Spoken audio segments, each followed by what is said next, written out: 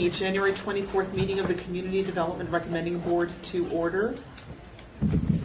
Staff, are we in compliance with the open meeting law? Yes, we are.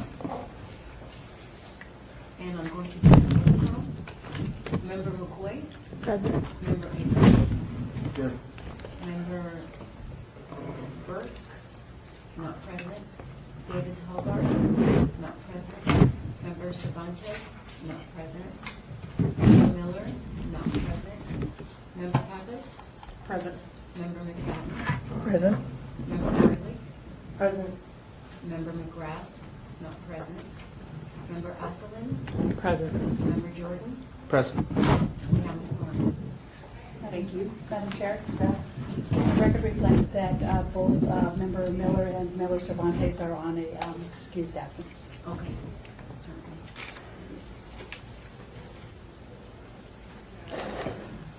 All right, next item on the agenda is our public comment. This initial public comment is limited to items on the agenda only. Does anybody have any comments you'd like to make before we begin? Moving right along. Oh, yes, everybody please put your phones on vibrate. And before we move on to the next item, does anybody have any disclosures that we need to make about our possible conflicts of interest with our presenters today?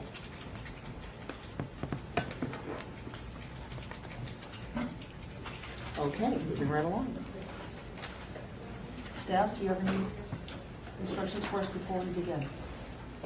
Nope, this is the final day. Sean Bolzer staff, this is the final day of the CDBG presentations. So after today, you'll have until next Tuesday to mull and score and think about your recommendations for the 31st. I would like to Vendor Pappas, I would like to stress to all of us board members, we do need to get our votes in. We need to make sure that we get it online and do our voting by the 30th so that staff is prepared and has everything that we need to make our decisions on the 30th or make our recommendations on the 31st. Okay? And then without any further ado, I'd like to invite the Salvation Army up. No, oh, I'm sorry, I'm way down there. I'm past the break. It's like 3:15 to me, I don't know. I apologize. I'd like to invite Lutheran Social Services of Nevada to come up to give their presentation on homeless prevention. Hopefully it's going to be all uphill from here. Thank you so much. You'll have 10 minutes to give your presentation. After the first 5 minutes, you give your open presentation. Sean will let you know when the 5 minutes is up. Then we'll have time for the board to ask Q&A. If there's time at the end, you're welcome to fill in anything else that you need. Just please state your name before you speak, since this is being recorded. Okay. And welcome. Thank you. Good afternoon. My name is Shauna Brody. I'm with Lutheran Social Services of Nevada. We are a multi-service social service agency, the only one located in the northeast area of town, north of Charleston, east of Eastern. There are actually two other multi-service social service agencies, but they only serve seniors. We're the only one that serves anybody who comes to our door. We are a non-sectarian organization. That means you don't have to be Lutheran to access our services. We do a wide variety of services. Our largest number in terms of volumes of client is food pantry. It's a supermarket-style client choice food pantry where clients are allowed to retain their dignities and select the foods that they would want to eat or that they know how to prepare. That serves over 16,000 individuals each year. And from that, while they're in the lobby area waiting for their food pantry turn, they learn about the other services in the community or available from Lutheran Social Services. And one of those is homeless prevention, which is the application today. We are a year-round resource for homeless prevention or rental assistance to prevent homelessness. What that means is we get multiple funding streams so that it's not a rush and go. January, the FSP funds drop, and by February, they're all dried up. So, if you weren't facing a beer crisis in January, you're not going to be helped. We're available year-round. And that's on purpose to make sure that anybody who experiences a crisis and meets the criteria The criteria for rental assistance is a crisis that was beyond their control, that prevented them from paying their own rent or utilities, that will be overcome within a month or two so that they'll be able to retain their housing in the future. We want to prevent homelessness, not just postpone it. So we also give the amount of assistance that's needed in order to prevent homelessness. We don't just give a set amount, $350 only per household assistant. It's whatever is required, including late fees and security deposits if it's a new move into some place that's more affordable. And that's what we would use the CDBG funds for primarily, is to fill in. Some of the funding streams don't allow for security deposits or late fees, but CDBG funds will allow for it. So we may use EFSP funds the way for the rent, but CDBG funds for the security deposit to move somebody into housing that's more affordable for them that they can maintain in the future in order to prevent homelessness. Or somebody who's already living in shelter or currently homeless, move them into some place that's affordable to them for their incomes. Our goal is preventing homelessness at all costs. We also assist with utility assistance. We have not asked for any utility assistance from the CDBG funds because that's such a small amount that we assist with, to tell you the truth, and we get it from HPRP and ESG is what we're planning on getting utility assistance from. So we assist families with what they need. You just said to turn off the cell phone, and I thought, oh, nobody will ever call me. That one's mine. Oops. We'll just ignore it.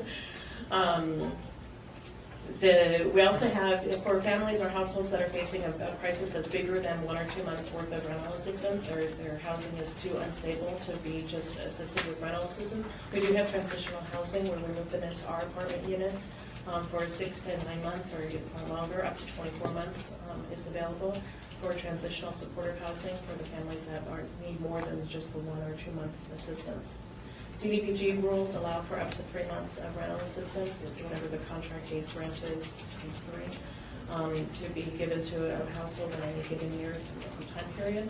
And what we have experienced with the HPRP program, which is a one-time stimulus allocation from the federal government that just lasted for a couple of years. But it was all rental assistance, and so everybody changed the way they did. We experimented with how to do rental assistance in town. We found that most families needed more than 1 month's worth of assistance. So for instance, somebody's coming in on the 15th of September, they need September's rent, that's behind, but they're not going to have enough money for October 1st rent just yet because of the late fees. So we would assist with them with September's rent, September's late fees, and a portion perhaps of October's rent just to make sure that they got on their feet so that come November and December and future months, they're ahead of the ball instead of behind the ball. And we have a staff of 15. No. I don't need the full 5 minutes, so does anybody have any questions? Oh, and Jesse, you did take the full 5 minutes. Oh, I did? See? See? I thought you would raising her hand and ask a question. No, I didn't get to ask a question. Board members, do we have any questions?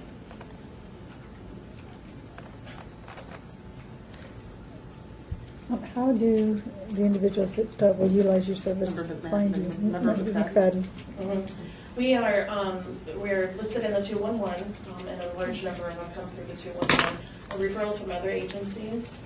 We do the mainstream programs basic trainings, and in fact in February the mainstream programs basic training topic is going to be housing resources, and we'll be presenting to, there's on average 80 other agencies at the mainstream programs basic training on any given time. So the frontline workers from those 80 other agencies are going to hear about our rental assistance program. We've got a brochure that we'll hand out at those trainings to other workers. So other agencies, referring certainly the other main agencies that offer rental assistance, we all refer back to each other saying, well, our next available appointment's 2 weeks from now, try help us out about it, before that or hopefully. And I'm sure that they do the same. I also wanted to say great job on your collaborations and getting the majority of your funds directly to your clients. Thank you. Board members? All right, Diviner Pappas. I see that under your staffing, it looks like you're going to be adding you're proposing to add 2 additional staff people to your program? Correct. Excellent. And what is your recidivism rate? people referring or bouncing back into the program? Do you track that? We don't track it separately, but we are noticing it now because in the past, before HPRP, there was no recidivism allowed. You got one-time assistance and that was it. And if you fell into homelessness again or fell into a crisis again, you tried sneaking to another agency to see if they might give you assistance. We manage all of our clients through the HMIS system, so we know that when they come to other agencies for assistance, as well as those other agencies know when they come to us. But because HPRP allowed for up to 18 months worth of rental assistance to any household in a given time period, we started encouraging clients to come back to the home office, so to speak, and maintain their continuity of care for case management with the same agency. So we have had some, but we don't have a quantifiable number come back. Thank you. Board members? And because we get rental assistance funds from a variety of sources, ESG, EFSP, et cetera, when they come back, we're able to help them even if we've already maxed out that 3 months or we're close to 2.5 months of the CDBG monies. And we wouldn't want to go over that 3 months. We'd be able to help them with ESG or EFSP or some other funding stream. And again, it's always based on need and if they meet the eligibility criteria. Board members? Devinder Pappas, I'd like to thank you for, it's tough in these tough economic times, and what you and your types of agencies do for the community are wonderful. The fact that you are looking at partnering, there are a lot of organizations out there that focus on homelessness, that focus on the challenges that you guys are focusing on. It's good to hear that you're partnering, that you're sharing those resources and best practices. We are starting to see a trend starting this year where we're seeing groups merging, and that makes us, it makes us feel good to see that, so we know we don't have duplication of efforts, and we've got people sharing best practices and finding the best way to help our community. So thank you for all of that. We appreciate it. Thank you. Board members, do we have any more questions? Thank you. Do you have anything more you want to add? No? Okay, we'll be making our recommendations, our decisions on our recommendations to the City Council next Tuesday on the 31st. You're welcome to come. Thank you so much for coming and presenting to us today. Okay, thank you. Thank you.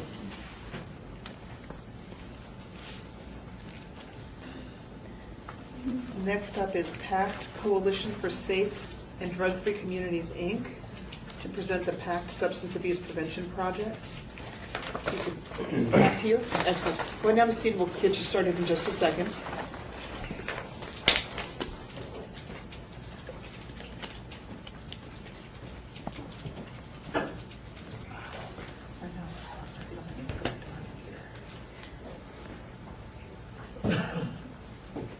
very careful not to trip on the Yes, multitude please. of cords.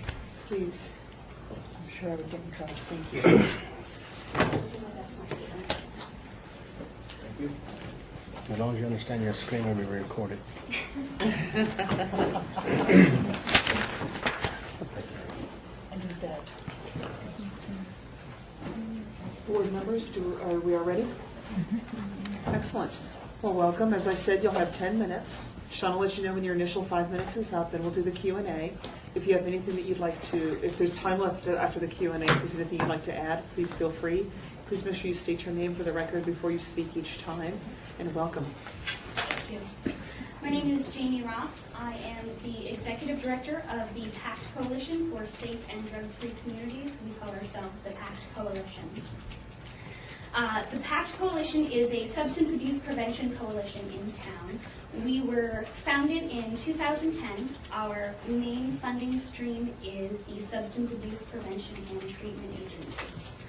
As a coalition, our goal is to break down the silos that are created from governmental agencies and smaller nonprofits looking to do good in the community and create a collaboration because the need is greater than any one organization can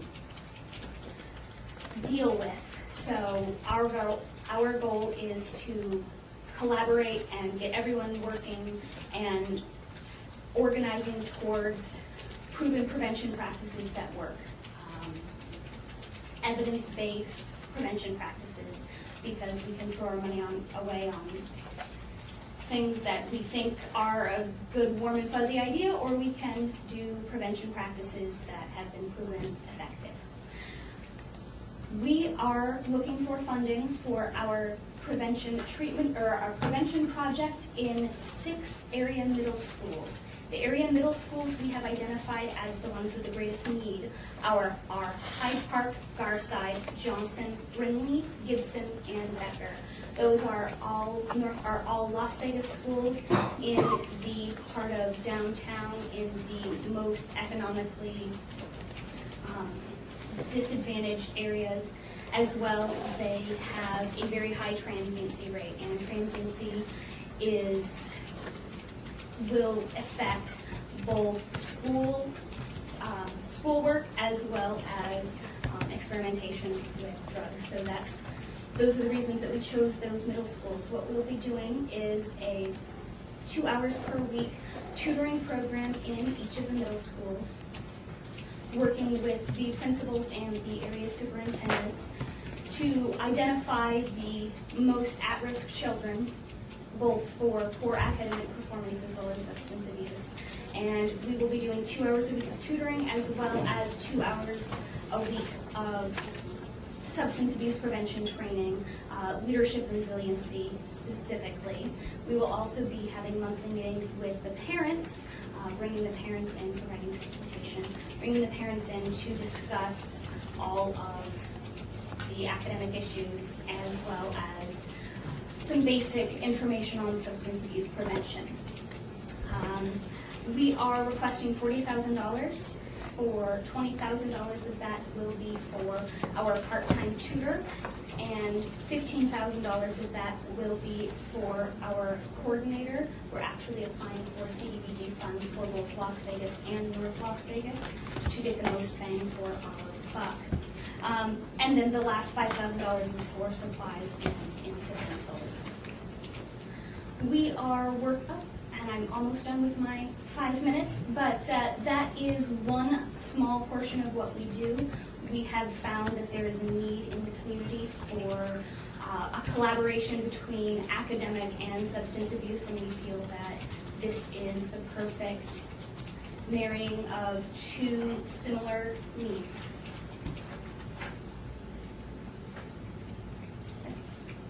I'm finished if you guys have questions. Board members. Board Member Jordan, in regards to the high transit rate and the schools that you identified, so you're going to go into the school for a couple hours or 2 hours, one of your counselors will be going to work with the student/parent or the student? The students 2 hours a week, and then the parents, we will have monthly parental meetings telling them, this is how your child is doing, these are the issues that we've discussed, this is where he or she is in their academic tutoring process, as well as some information on what the parents can do to encourage success in their student or in their children, both academically and in the world of substance abuse prevention. Would that be in the physical plant? Would that be but at the school? Okay. Yes. Board Member McCoy, so then are you suggesting that there is a correlation between academic performance and the substance abuse? I'm not sure I'm totally clear on that. Yes, it has been proven that poor academic performance is a precursor to substance abuse. And what research was done to state that?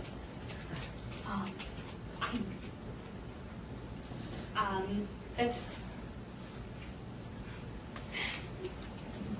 I don't necessarily have an answer, but I do want to just introduce myself.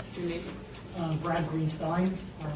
I'm a founding board member of the PACT Coalition and serve as the Chief Executive Officer of the Las Vegas Recovery Center, which is a substance abuse treatment agency here in Las Vegas. I don't have the answer for that, but I've been sitting here looking at everyone, so I can introduce myself quickly, and I'm sure that we can provide the board with some studies that show that one of the risk factors associated with early onset of drug abuse are poor performance measures, one of them being academic. And Board Member McCoy, and the reason why I'm asking this is because my next follow-up question would be then, how are you identifying these children to determine that they actually have substance abuse in their home, or they are actually abusing the substance, or they just ain't smart kids? Absolutely. The Youth Risk Behavior Survey, which is done by the state of Nevada, is one of the many surveys that have shown that information. You kind of stunned me because, first off, that's one of those assumptions that we all make in the substance abuse prevention world. So actual, again, that's an assumption that we all make that's in our heads. But I will absolutely be happy to provide you with SAMHSA, which is the Substance Abuse and Mental Health Agency, the national organization. We'll be happy to present that information. And how will we identify these children?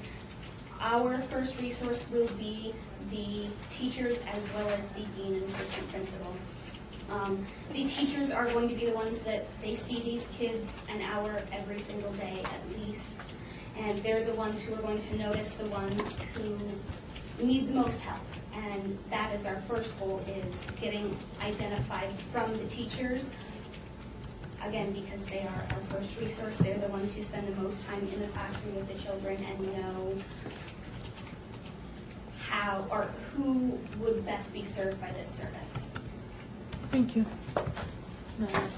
Member Aslan. So my question would be, how do you get the parents to be interested? If there's abuse in the home or there's abuse occurring with a child at that age, I would assume that a lot of times that's because either the parent is working a lot or there's some sort of distraction or something going on. So how do you get the parent pulled back into the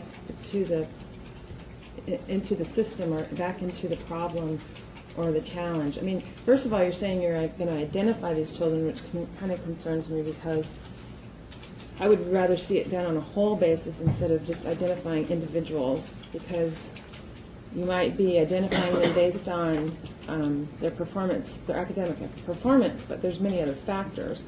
And there may be kids that are doing really well and abuse is in the home. So are you kind of blanketing the whole school with this, or are you identifying these children and then they're pulled out of class and sent to a class where they're focused on? I mean, that part I guess I don't understand. We will be giving the information to the entire school.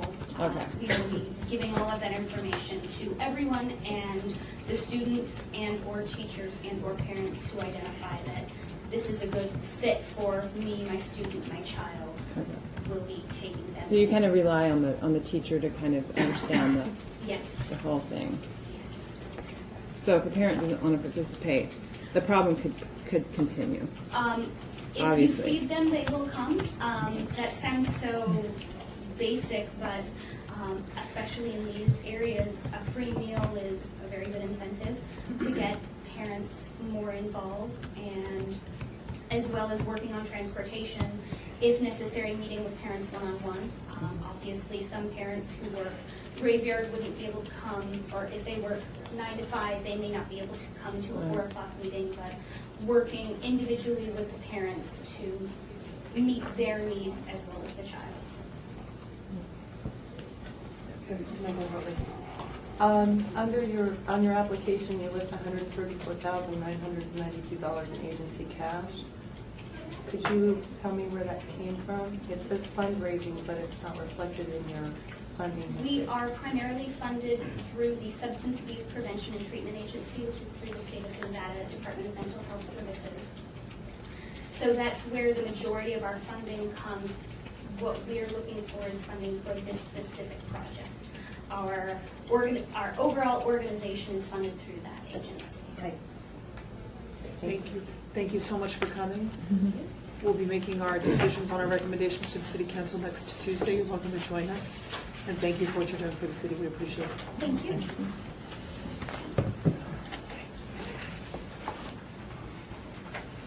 All right, next up is Rebuilding Together Southern Nevada to give a presentation on the emergency home rehabilitation, repairs, and National Rebuilding Day. Go ahead and have a seat, and we'll get you started in just a second.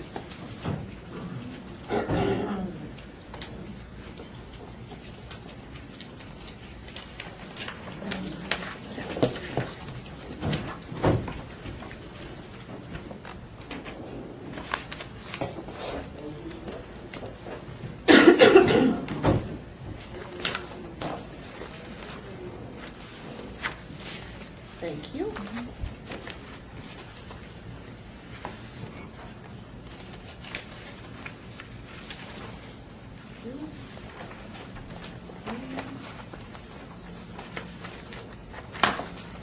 right, board members, are we ready to get going? Yes. All right, as we stated, 10 minutes.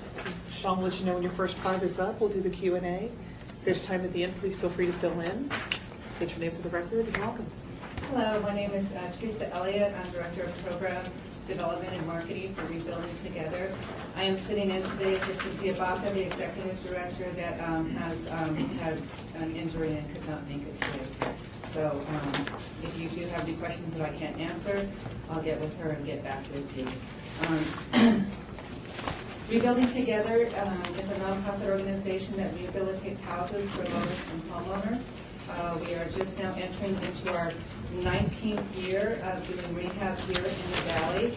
Our flagship program happens on National Rebuilding Day, which is the last Saturday in April, where this year we adopted 31 homes with about 2,000 volunteers in the community. In the city, we did 45 households, 11 were on event day, 3 with additional volunteer teams throughout the year. And overall, we did 458 properties with 732 individuals, 31 total volunteer projects. We had an overall 41% increase over previous year, including the 3 marquee projects from Sears, Heroes at Home, Cricket, and Lowe's. We are in the process, we have acquired, rehab, and sold 2 REO properties to moderate income first-time home buyers, and we are continuing with the Chase REO program and have acquired additional properties now on the market. The first 3 homes were actually donated to us, 2 from Chase and 1 from Wells Fargo. We are also asking for funds at this time to support our office, our admin costs for our complete program as a whole. Throughout the year, when we're not doing our National Rebuilding Day, we do emergency services such as electrical, plumbing, structural, air conditioning, and heating, plumbing being one of the biggest repairs that we do. The picture that I passed out was one of the projects that we did this past April with one of our volunteer teams, the before and after picture of that home. Most of our houses will need to have their roofs replaced. We'll go in there and replace the roof and do any major electrical or plumbing job first, and then we'll bring volunteers in to do exterior painting and property cleanup.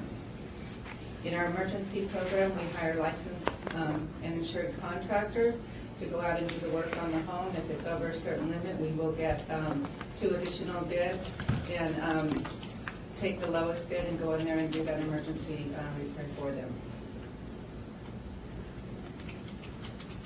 Does anybody have any questions? Board Member McCoy, where do you find the contractors at that do the work on the properties? Well, when we first started years ago, actually, I spoke with Neighborhood Services over here at the city with Eric King, and he referred contractors to us. Our major general contractor is Ryder Construction that works a lot with Help of Southern Nevada, with the city of Henderson, and with North Las Vegas. So we get referrals from all of those agencies on some of the great contractors here in the valley. I'm also always looking for more vendors. If you know of one, you can certainly send them our way. We have a vendor application that we can get them into our program.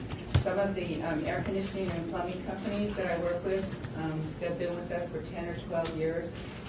Not only do they give us great service, but they discount and give us donations.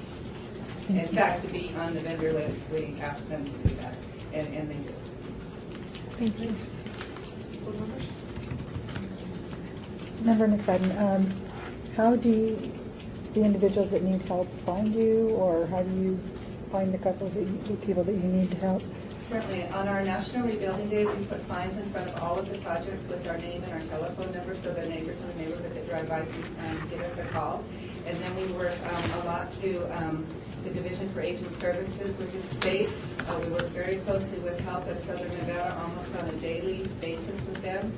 We partner with Urban League out in North Las Vegas, Helping Hands, City of Henderson, Hopeling, Lutheran Social Services, a lot, and then of course we're tied in with the 211 program also.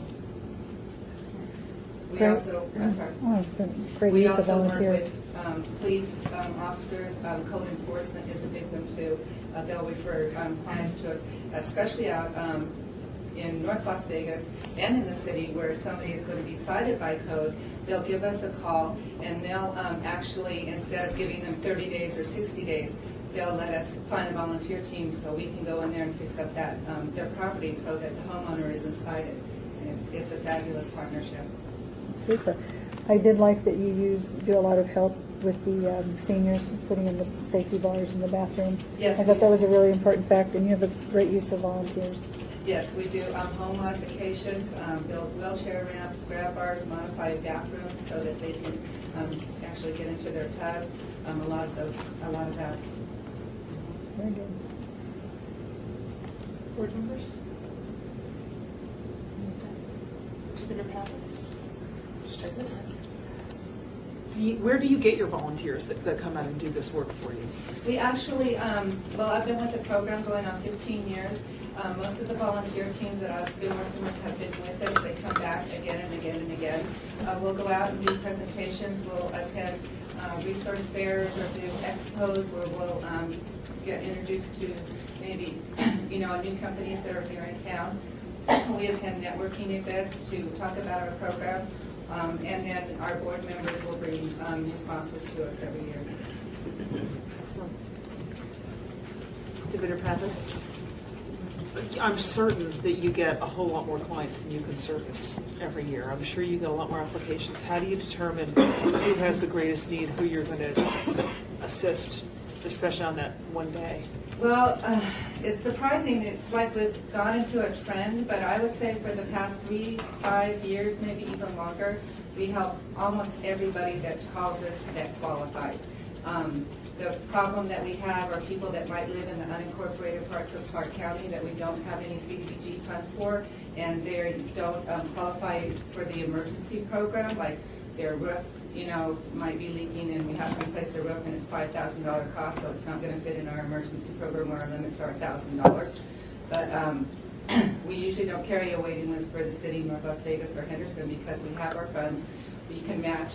What we'll do is we'll match our emergency funds. So if somebody, let's say, lives in the city and they don't have air conditioning in August, but we want to put volunteers in April, we'll fix their air conditioning now, and then when April comes along, then we bring the volunteers in to work on their home.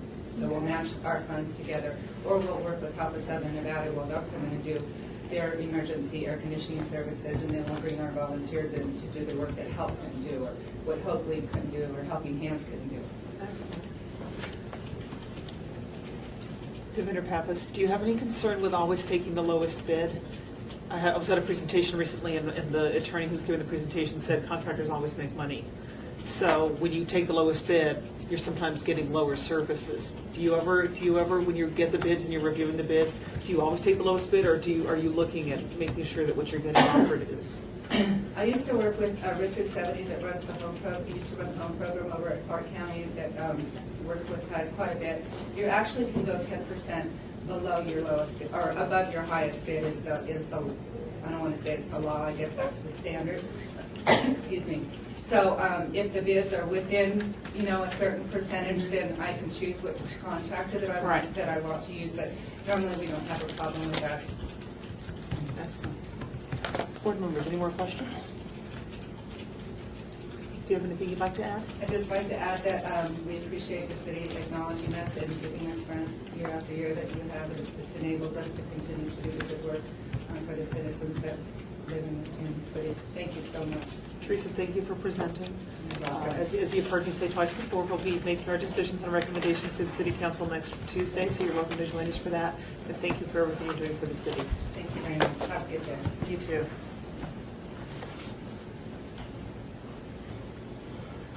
Next up is Safe House for the Safe House Emergency Services Program. Just go ahead and have a seat, and we'll call on you in just a second.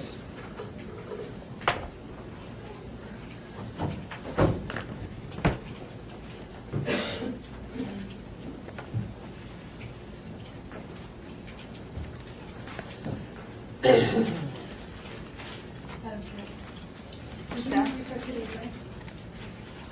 Hi. Hi, I'm Terry Conicello of the Las Vegas City Attorney's Office. So if there's any questions you may have regarding the open meeting or the records.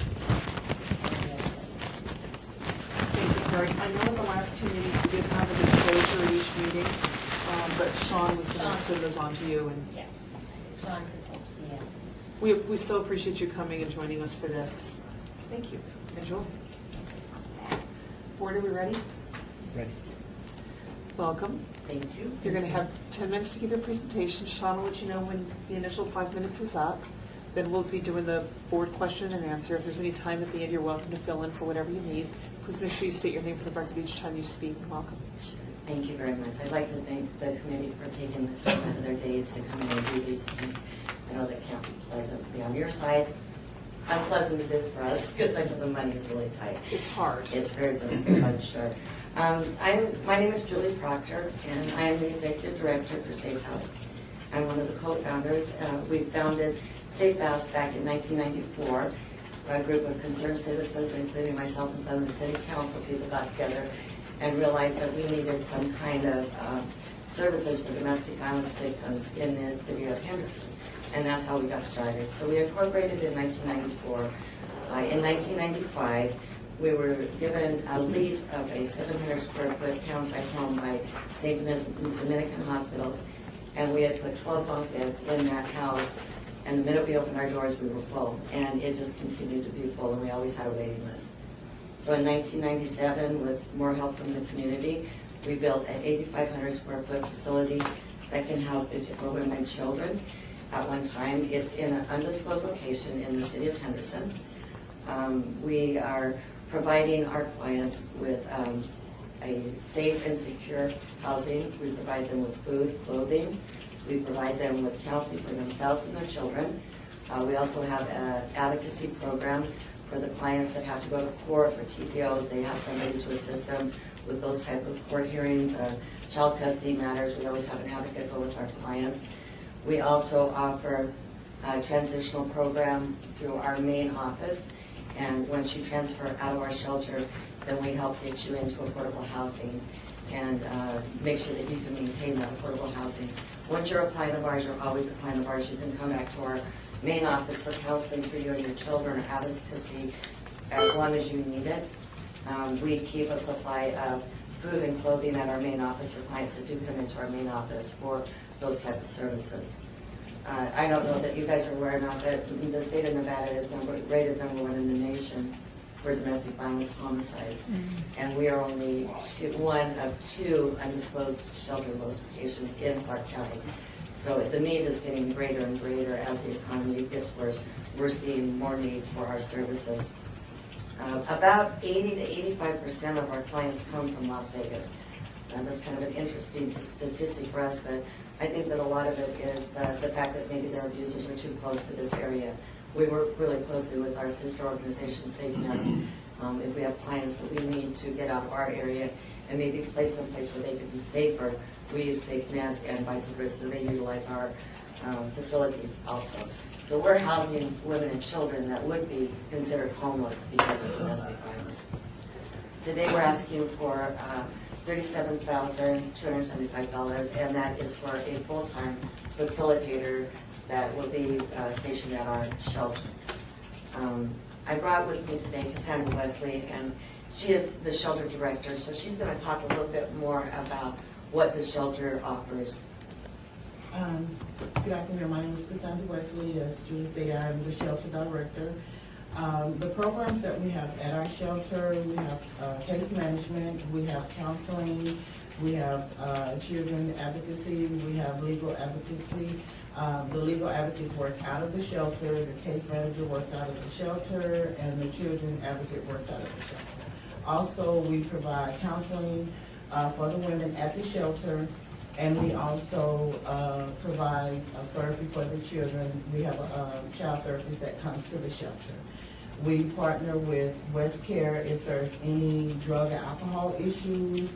We're able to, West Care actually come to our corporate office, and instead of our clients taking a chance coming to Las Vegas and having to go to West Care, we actually are able to set up the appointments for them to go and be assessed at our corporate office. And then if there is a need for drug or alcohol counseling, they do one-on-one sessions with a counselor from West Care at our corporate office. So, and because we do recognize that the need for them to be safe, it's not, easy to be traveling on a bus and you have kids and you just do not know where your husband or your partner is at. So it's just us partnering with that agency is wonderful for us. We are, in Clark County, the only agency that will accept a teenage boy over the age of 12. If he is 18 and still in school, we will house him with his mother. It's hard for us to say, okay, we can take you and your teenage daughter, but he has to go somewhere else. Well, we recognize the whole family needs healing, the whole family needs counseling, and we want to try to preserve the family as much as we can in, the trying situation of having to leave their home. So we do take a teenage boy all the way up to the age of 18 if he is still in school.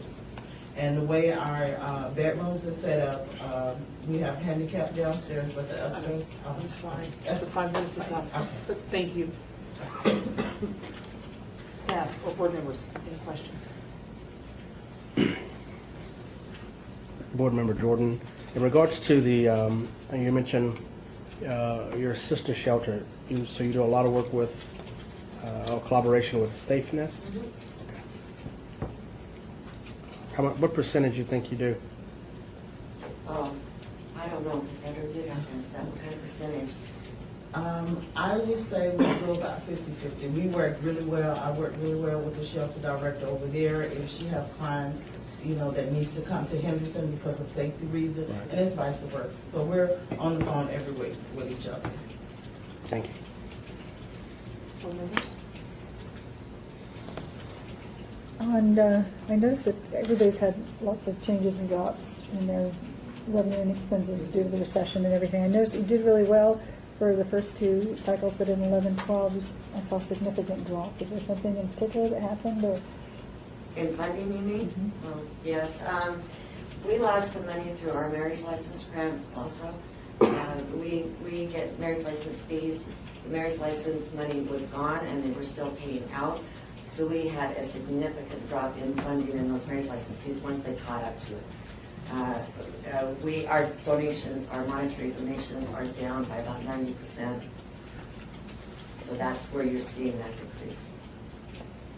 And one thing I did want to add was we do a batters treatment program at our main office also, and that is for the perpetrators where they can come and get counseling. So like Sandra was mentioning to you, that we'd like to treat the whole family, so we do a preventative portion with our batters treatment program also. That was my question. And then I noticed that your projected budget, your projected funding, you're expecting that to come back this year? We're hoping. We're going to ask. That's all we can do. We're hoping that it will. We're coming up for our three major grants, Marriage License, Family Violence, and VOCA. And that's going to be in the next, I think they submit in March. And those are the three major funding streams that we utilize. And we think that they're probably going to stay about the same. We're hoping. But there's also a chance that there may be a drop in those also. Okay. Thank you. Defender Pappas, what about men that come to you? We all know that none of us like to talk about it, but men get battered too. When a man comes to you and needs assistance and needs shelter. What we do is I have a very good working relationship with Station Casinos. We've had a relationship since we started. They were one of the major corporations that backed us when we were first starting. And they will allow me to put men up in hotel rooms for a period of time, maybe a week or 2 weeks, until we can either relocate them or get them some assistance with other organizations. We also provide them with everything that we provide our women, except they cannot reside at the shelter. They have to be put up in hotel rooms. But every other service that we give our victims, they will receive the same. And we charge nothing for our clients to receive these services. Thank you. Defender Pappas, you said you've got one of two undisclosed locations. Yes. here in Nevada or Las Vegas? In Las Vegas. Yes. How many beds do you have in your shelter? We can have 54 women. Okay. And I just want to congratulate you on your cost per client. That's what was it, $10.50 per? That's pretty amazing. Yeah. We really, really did cut back on a lot of expenses and got things in line a few years back when we saw this TV and stuff. So I think we've been very prudent with our funding. Commissioner Pappas, how do clients find out about you? Obviously 211. 211, we get a lot of referrals from CPS. We get referrals from the different police departments. We get referrals from another nonprofit organizations. We work very well with Oakland. They identify domestic violence victims for us all the time that they're dealing with. We get referrals from out of state. It's just amazing how many people contact us. Well, thank you all both. Thank you, organization, for what you do. We'll be making our decisions on our recommendations to the City Council next Tuesday. You're welcome to join us. Thank you again for coming. Thank you.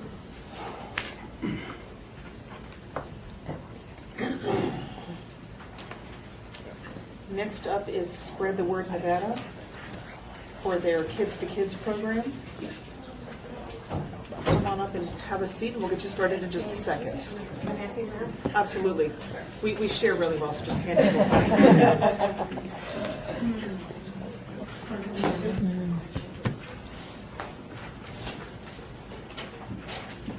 Oh, I'm sorry. Will you space out?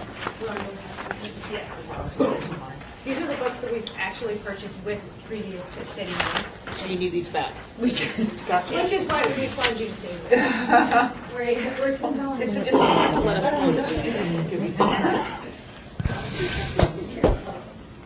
Yes, please, watch the cables. Watch the cables. Watch the cables. Yeah, pretty much. I'll get in trouble. All right, board members, are we ready to go? Sorry? It's not on. Welcome, guys. You're going to have 10 minutes for your presentation. Sean will let you know when your first 5 minutes are up, and then we'll be doing our Q&A. If there's time at the end, you're welcome to fill in. And please make sure you announce your name for the record every time you speak, and welcome. Sherry Walker from Spread the Word, and I'm here with Lisa Haberhorst from Spread the Word, Executive Director and Development Director. So the first thing that we wanted to bring to everyone's attention is the problem of we are a children's literacy group, and it's in a time when everyone is worried about food and shelter, which is of course very important. The literacy problem has gotten so bad. We have 40% of our fourth graders who can't even read at a basic level. And that translates into adults that can't get jobs. So there's a really long-term big problem.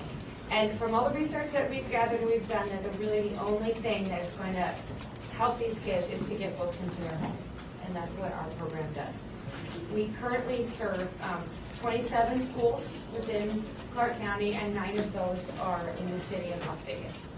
And when we adopt a school, we bring in 3 literacy programs in order to get books into their homes and to get them reading.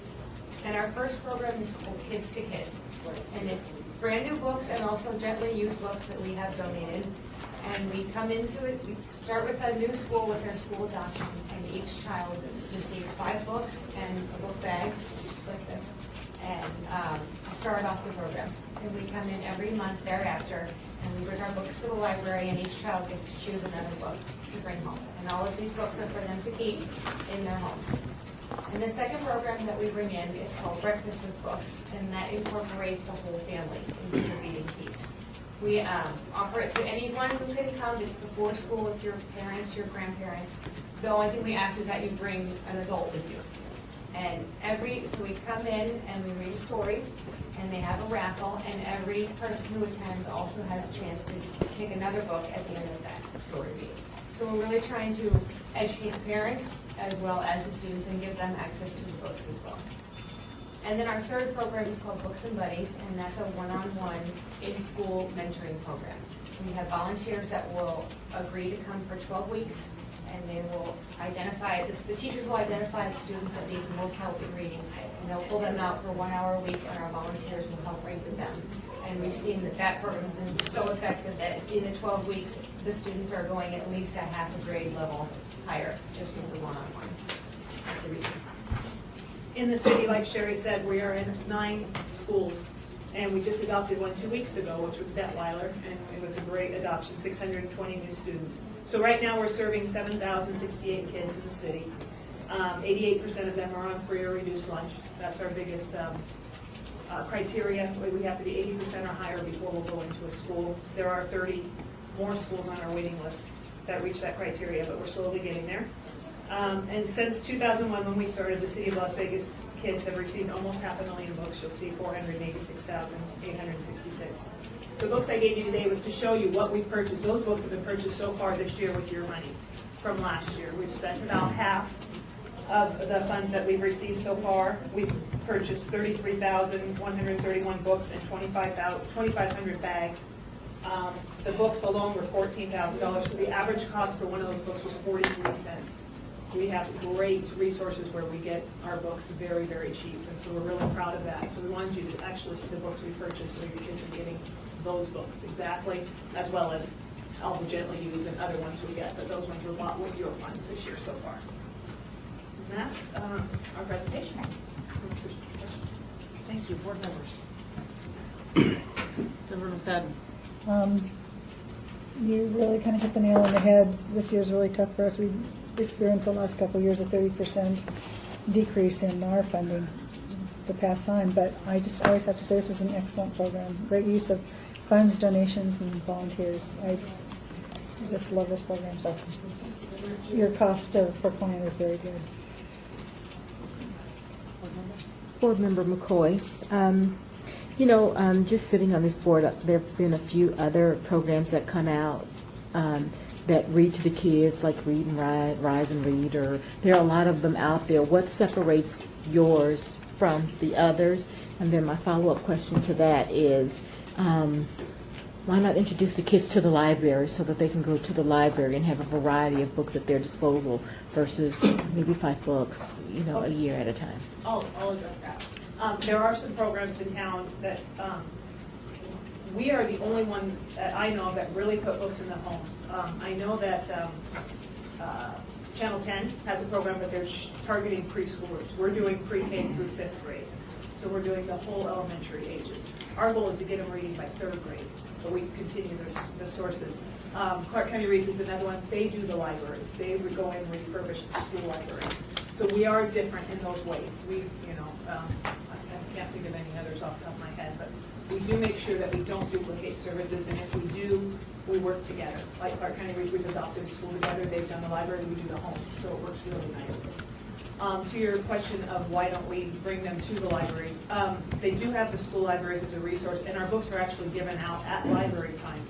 Our premise is that a child, when they own a book, it's a total difference than checking out a book that you have to return. A lot of our kids are not allowed to check out books because if they get ruined at home, the parents cannot afford to pay for them. That's not a problem with ours. They're forever always theirs. And so that's a big deterrent. But just the self-esteem of a child owning a book and having something of theirs, we feel is very, very important. Thank you. Board members. Can they, this is Member Aslan, can the kids bring them back once they've, read them and exchange them for new ones? They do. Because we only come once a month, that's a long time to wait, especially for the 4th and 5th graders chapter books, when they're really into them. And so we do at our schools, after we're up and running about 3 months, the librarians open up, they know like on Friday morning they can come into the library and exchange with other kids who want to exchange. And do you see a lot of your kids doing that, or? The older ones, the little kids, no. Once it's theirs, they don't want to give it back. Oh. And so they don't bring them in and trade. But our older ones, like Diary of a Wimpy Kid, if they get the next one, they're working it to get what they want to read. Board members. Director Pappas, when you adopt a school, do all of the kids in the school participate in the program? Yes. 100%? Yes. Preschool, even if we have special ed, everybody. And we've never left the school. Once they're our family, we are there for them always. Okay, and what about there's always a challenge, especially in these harder hit schools with bilingual. How do you handle, do you have volunteers that are bilingual that help with that, or all of your books in English? How does all of that work? Well, we've made a conscious decision that if we can purchase books that are bilingual, English and Spanish, we will do that. We do not just purchase another language book. Okay. We feel that English is very important. We do have 2 girls on staff that are bilingual, and so when we do the breakfast with books, the book will be read in English and then again in Spanish, because we do have a lot of Hispanic families. It depends on the school. We're very flexible that way. So that's how we address that issue. We do not get, bilingual books are very expensive. We get them donated, we give them out, but we don't usually have the funds to buy those. Absolutely. Board Member McCoy, how do you determine what schools you'll adopt? We look, very first thing is they have to be 80% free or reduced lunch, or higher. And then we also look, we work closely with Clark County School District with the Library Services Division, and we'll say, we've targeted these schools, and who's got a great principal, who's got a great staff that'll support us, because we go in and do our services, but they have to be there to help us, especially that breakfast program. They have to make sure that the room is ready, and we bring our laptops, but is everything ready to go? And so we have to look for a lot of support. So we look at staffs that are really dynamic and want us there. And like I said, we have 30 on our waiting list that hear about us and want us to come. And so we're just slowly working our way down. Thank you. Vendor Pappas, what about the volunteers that go into reach with kids? If we knew people who wanted to volunteer, what would we do? We would love that. Either call our office or our website has come let us know by website or email, and then we get you right in touch with we have a coordinator for that program alone, and then also our volunteer coordinator. But we have made a big push this year. We've actually done some advertising, and we've added 40 new volunteers just since the beginning of the school year. So that's our big push, because we see how successful the program is. And so we would love just contact us, or I'll give you my card. We would love to make that happen. And all our volunteers are trained and fingerprinted, which we pay for, but we feel that's very important to make sure kids are safe. And just, have you gone to any of the senior centers? You've got a lot of people with incredible backgrounds that they have to offer. That's why we started the whole process. We actually clean books at senior centers. We're at 4 different senior centers. And then, in fact, Weburn is one of ours. And so they definitely like to clean the books. But that's when we started the program. We thought, our seniors are right there. They're a great source. They do not want to leave that senior center. We can't provide transportation yet. I think if we had a van and took them all, and I see that coming down the road, but we're not at that situation right now. And so it's been corporations actually that are giving their employees time off to come and read. We've been able to make some inroads there. Thank you so much for coming. We'll be making our decisions on recommendations to the City Council next Tuesday, so you're welcome to come join us for that. And thank you again for everything that you're doing for the city. Thank you guys. Your support has been tremendous. Thank you. We need those books back. Please, yes, please be careful. Next up is Sunrise Children's Foundation to present their home instruction for parents of preschool youngsters. Go ahead and have a seat, and we'll get started. If you have stuff to hand out, we'll just pass it on down. Okay. We share well. And we'll get you started in just a sec.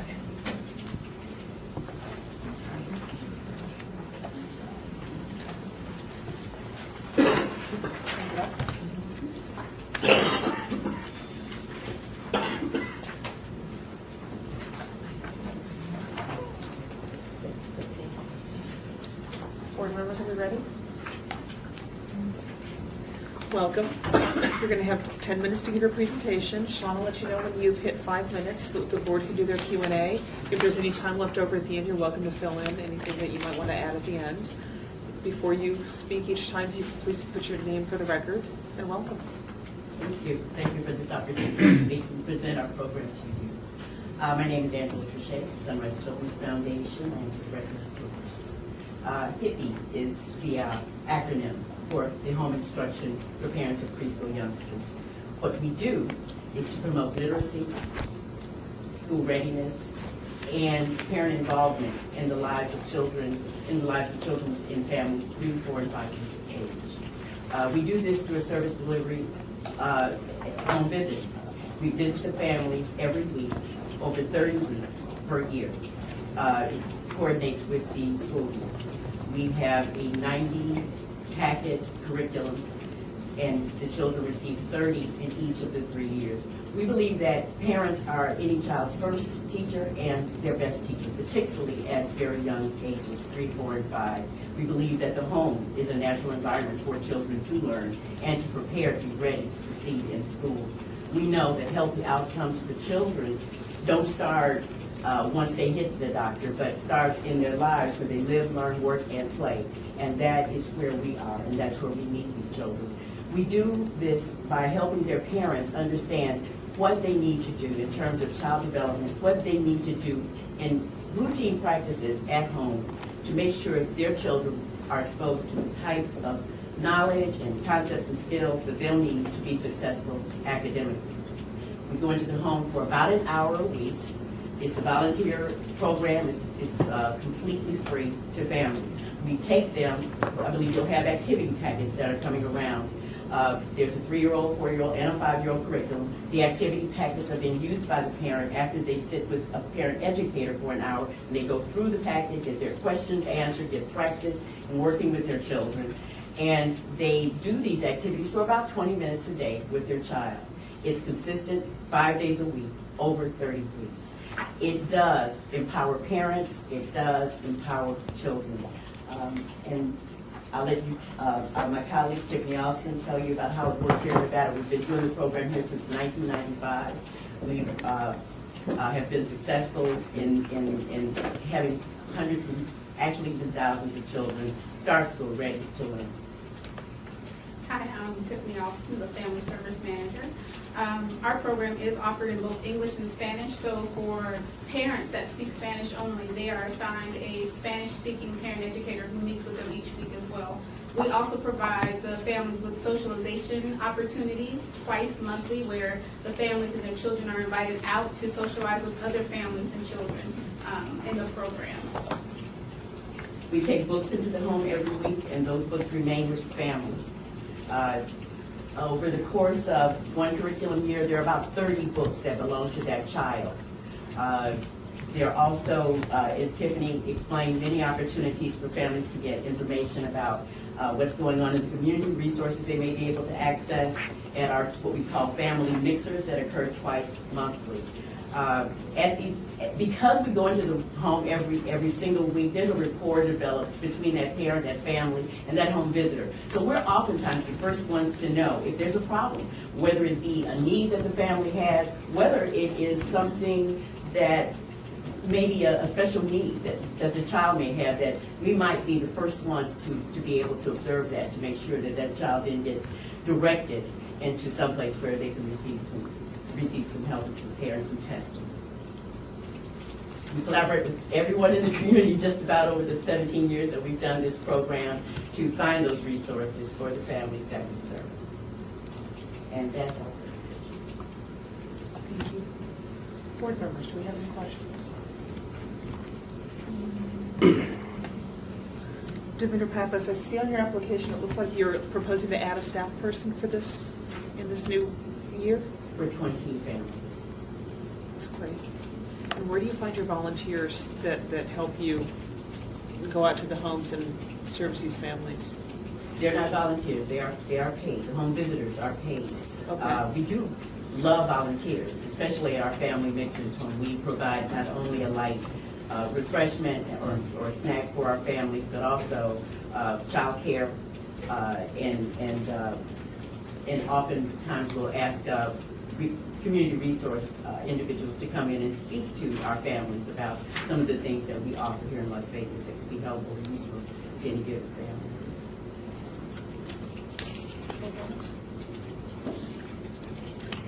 Demeter Pappas, we've had a couple of other groups that have come forward and given presentations on working on that education, that core education process that starts even before school with the home and the entire family. Do you collaborate with other organizations that also do the same thing, share best practices, make sure that you're not duplicating services in the same household? Yes, we do. We do collaborate with, as I mentioned earlier, as many other organizations in the community as we can that serve the same population. We find that collaboration gives us more bang for our buck. We can do more for that family We can't do everything, but somewhere in the community are other agencies that can meet their needs, and so we do collaborate with many other organizations. I do not know of a particular organization that does home visits for school readiness and parent involvement. I did hear a very interesting program that does literacy things. We do as well, and we also leave the books in the home. We are very proud of the fact that after 1 year with our program, that child has his own library. After 3 years, he's got 90 books in the home, so that's quite something that we are proud of. And it also helps parents to understand just that they have a role. They are the first teacher. They are the most important teacher in a 3-year-old's life. And for us to work with them to help them do their best and get the most out of that time, that fragile and that very quickly fleeting time that they have with the child at that age, and to make sure that they're making sure that he can reach his full potential. Board Member McCoy, where do you find your families that you guys go out to visit? Maybe I missed that. We target communities that are, or neighborhoods, actually through zip codes that are at risk or low income, typically minority, limited English speaking. And we get a lot of our referrals mouth to mouth, just from family to family. But we also recruit at community events and also door to door. Sorry, Board Member McCoy. That's a broad range. Then how do you narrow it down? I mean, if you took a zip code, how do you pinpoint the houses that you wish to bring those services to, or how do you determine there's a need in the specific households if you are targeting it by zip codes? And we do not do specific targeting. We do simply blanket. So you just do areas the of whole community, area. Areas of the community that are identified as at risk or low income. Okay. We don't ask for financial information from the candidates or the applicants themselves. That's not information we ask for. I'm sorry. No, please. Well, so how do you know if they have children? Are you guys just blindly just go knock on the door and just introduce yourself? We have different methods of recruiting. So one of the areas that we do target would be like the housing communities. So we'll visit a complex or a neighborhood that is typically the housing authority. Okay. Or we'll receive referrals from like Matt Kelly. If they have children in their pre-K program and they've identified families that have younger siblings, they'll refer them to us. Also, Nurse Family Partnership is another one, who is a home visiting program that only visits first-time mothers. Well, for the HIPPY program, you can be on your second or third child, and you can be in that program. So we'll take the families that Nurse Family Partnership can't take. We also partner with transitional living homes where there's teens in the homes, and they have decided to parent that child, and he could use some assistance. And we've had so many different methods. I'm sorry for being so broad, but over 15 years, I don't think there's one recruiting strategy that we haven't tried at one time. Okay, thank you. Board members? Defender Pappas, you mentioned several times the bilingual families. Do you work with them at all on getting those families, particularly the children, learning English? That's so critical when they start school. What we found is that children learn better in their native language, so we do not encourage a Spanish-speaking family to try and teach this curriculum at that young age in a foreign language. We do believe that the connections in their brain and the development in their brain at that age should be promoted or fostered in their native tongue. It's the tongue that I think they can learn best in, especially when it's mom doing the teaching. That'd be great. And we think, too, that if a child can master his own language, it's easier for him to get the English. Absolutely. Board members? All right, we have about 20 seconds left. Not sure what you can spit into 20 seconds. Well, we should tell you that HIPPY is not a program of mastery. We're not trying to, get an A at the end. But it is a program of exposure. And one of the things I really like about it is you don't have to go out and buy a lot of stuff. The activity package, utilize what is commonly found in the home. Thank you. That's a fast 20 seconds, wasn't it? Thank you so much for joining us. We'll be making our decisions and recommendations. Yeah, you guys need your books back, right? Yes. We'll be making our decisions on recommendations next Tuesday. So you're welcome to join us, and thank you so much for what you're doing for the community. There's obviously a great need here in Las Vegas, and Thank you. it's wonderful for us to see these great organizations coming, recognizing these needs and coming in to fill them. We appreciate your time and attention. Thank you.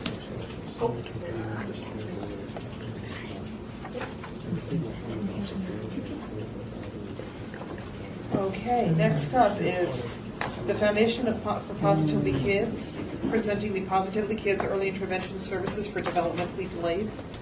Go ahead and have a seat, and we'll get you guys started in just 1 second. We have to do our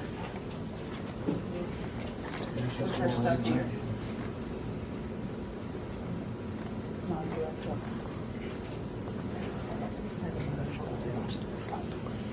Board members, are we ready? Excellent. Welcome. We'll have 10 minutes. Just want to let you know when your first 5 minutes are up. Then we'll do our Q&A. Please remember to state your name for the record every time you speak. And if there's any time left at the end of the Q&A, you're welcome to fill in whatever you like. Sure. Welcome. Thank you very much.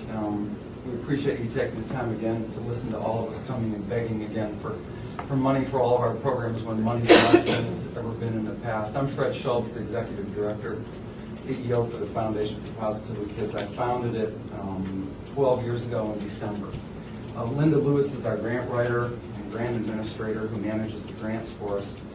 We have been caring for children who are medically fragile for the past 11, 12 years.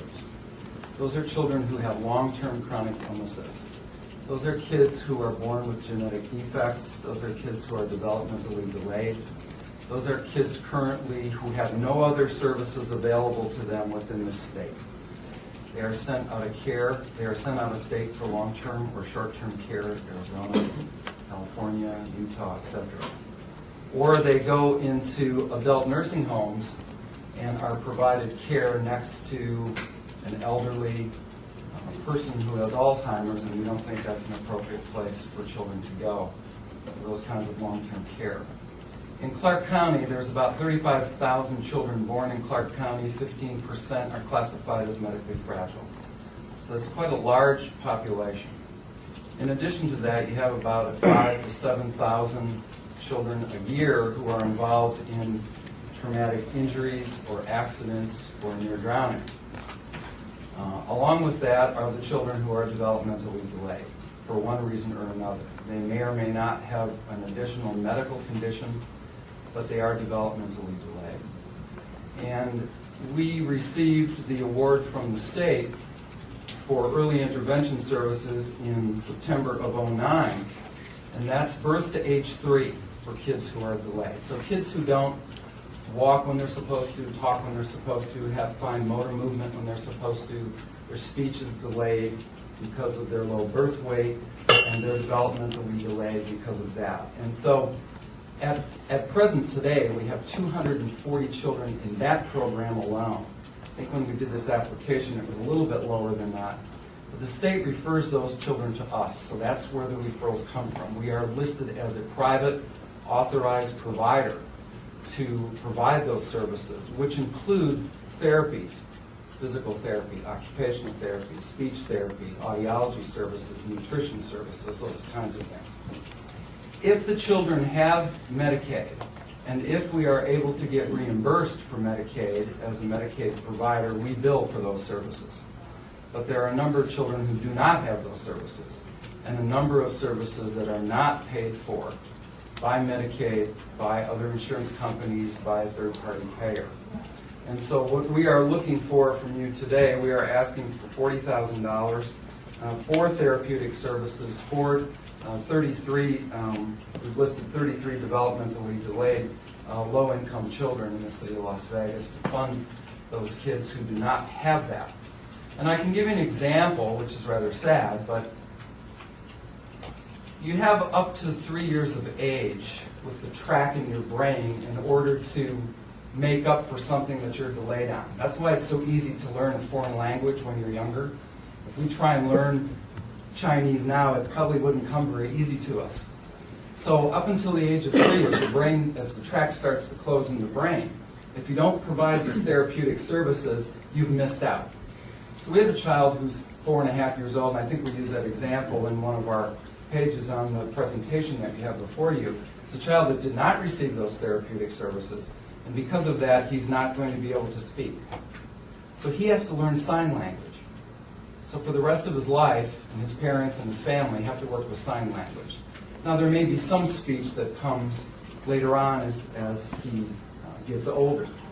But primarily, you have to provide those services through the age of 3. After the age of 3, then they go into Child Find with the Clark County School District here, and services continue on from there. And so we're asking your consideration for that dollar amount for these children.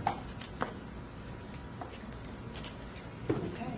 Board members, questions?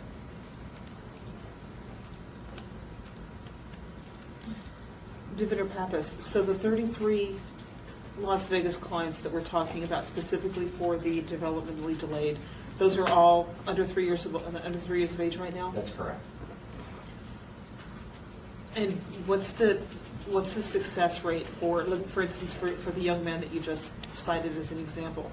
Had you gotten to him when he was 2 instead of 4.5, would he? Would he be able to speak? Would the expectation be that he would speak normally, that there wouldn't be? More than likely, yes. I can't give you an exact percentage, but more than likely, yes. And the sooner you get them right after birth, because there are certain parameters that are verified at birth. As soon as you get them, the sooner you start with the program, the greater chance that they will be, I'll use the term normal, by the time they're 3 and 4 years old. So the sooner you get them, yes. So the answer to your question is yes, that child will probably be able to speak or communicate.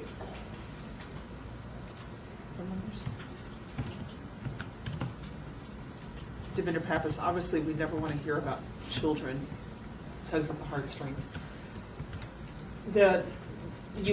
You said that you get most of your referrals from the health district, from Nevada Early Intervention Services. That's the state program that receives children who are developmentally delayed. If a child is born developmentally delayed or underweight, he's automatically referred to the state at birth. So the doctor, the nurse practitioner, who's ever in the hospital when the child is delivered, recognizes the signs that the child is developmentally delayed and automatically refers it to the state. So that's how they get into the system for this program. Is there a lot of parallels between premature births and being developmentally delayed? Yes.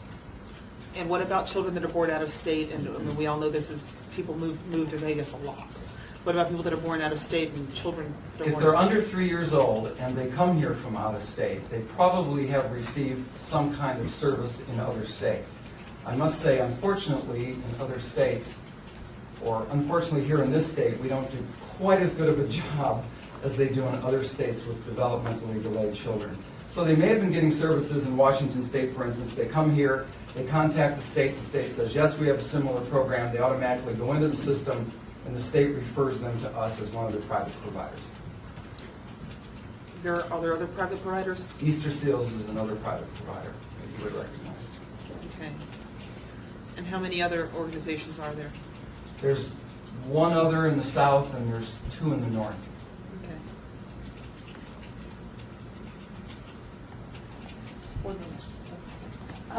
Yes, I wanted to ask you, under your agency funds, agency cash, you list $1 million, $1,084,000 in agency cash. And then I noticed down below under number 25 that you have that same figure listed as funds you're applying for the state of Nevada. Is that? That's Medicaid money. That's the Medicaid dollars. Oh, okay. That's Medicaid money. If we can get third-party payers, insurance companies, or Medicaid, we go there first for reimbursement for any of the services.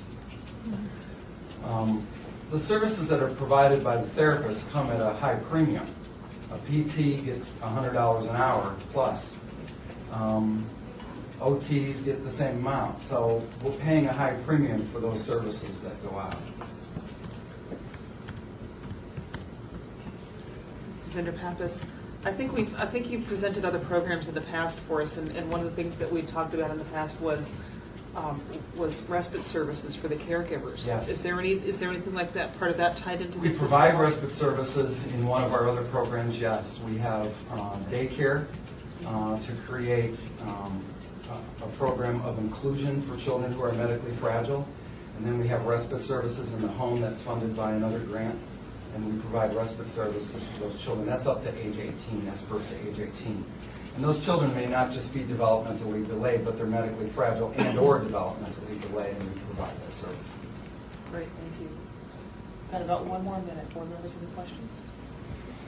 Do you have anything that you'd like to fill in for? Well, I think it's just that, the fact that it's a program that does not exist anyplace else.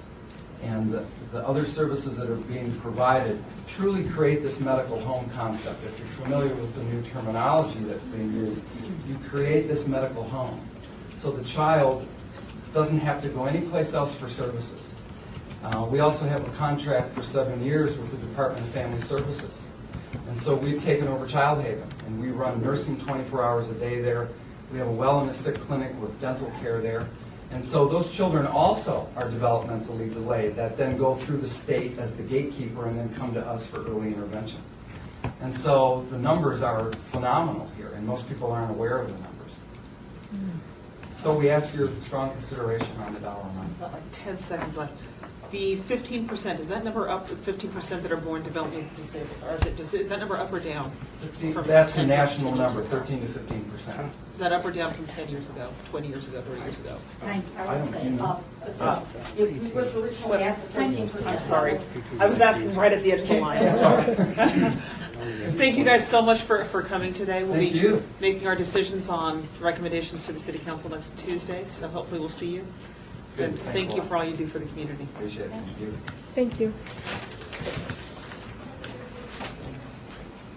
Next up is the Huntridge Teen Clinic, Inc. To give a presentation on the Huntridge Teen Clinic. Go ahead and have a seat. We'll get you started in just a second. I think Jeff must have missed the timing thing. I haven't had him log in once. I know, me Oh, I neither. haven't either. She complained. I sent a nice email on your behalf. Well, thank you. Well, tell them thank you. This is awesome. Thank you, but tell them thank you. I had to re-sign in all morning. I don't know. Board members, are we good to go? Thank you so much for joining us today. I know you've heard your spiel, but 10 minutes to give the presentation. Sean will let you know when your first 5 minutes is up. Please state your name for the record. We'll ask our Q&A after the 5 minutes, and if there's any time left, you're free to fill in whatever you like. Welcome. Thank you. Thank you. My name is Steve Williams. I'm the Executive Director of the Huntridge Teen Clinic here in Las Vegas.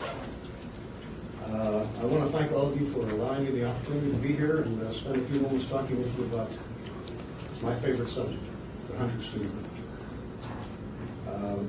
Most people will tell you that the teenage years are the most memorable years of their lives.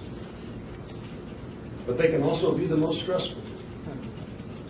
For teens from families who live in medically underserved areas and have meager financial resources and no health insurance, the stress is often compounded by untreated medical and dental needs and a lack of credible information. The U.S. Department of Health and Human Services has consistently reported that medical issues are among the leading reasons why kids fall behind in school and ultimately drop out. Specifically mentioned are chronic dental pain, the horror of sexually transmitted disease, and unwanted teen pregnancy. And these are the very things that we treat and provide counseling for at the Huntridge Teen Clinic. The staff and the Board of Trustees of the Huntridge Teen Clinic are determined to help the underprivileged youth of our community as they grapple with these adult issues. Our goal is to keep these kids in school until they graduate. In the last fiscal year, our medical clinics served over 1,000 kids. Our dental clinics served right at 1,000 kids, so 2,000 teens in total. These are kids from families with meager financial resources, no insurance, and few options. Our teen patients are among the most vulnerable people in our society. Some are homeless. The Huntridge Teen Clinic represents, in most cases, their only hope for the basic medical and dental care that most people take for granted. And the education and counseling that we provide these kids is just as important, if not more important, than the testing and treatment. Our medical staff is in a unique position to identify risky behavior and counsel teens at the clinic or refer them out to one of the agencies on our very extensive referral list. Our goal is to ensure that today's teenagers become tomorrow's productive employees. We need this grant to sustain the good work we do, not just for the welfare and the benefit of our underprivileged youth, but also for the future of our community. That's the end of my remarks. I'm glad to answer your questions. Board members.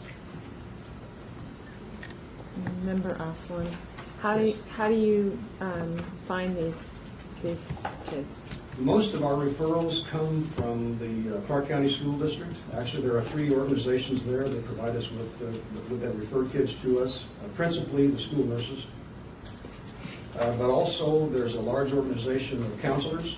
In fact, I speak every year before the new incoming school nurses organization to advise them of the services that we provide for the kids. I also speak every year before the counselors. They have a very large organization. They have a meeting every year just for school counselors. And then thirdly, there's a very small group, about a dozen or so people, that are social workers. And they're too small to have their own annual meeting or anything like that, but they have been to our clinic. They have visited us at the clinic. And so that's where most of our referrals come from. I'd say probably 45 to 50% of our kids come to us that way. The other 50%, though, is largely word of mouth.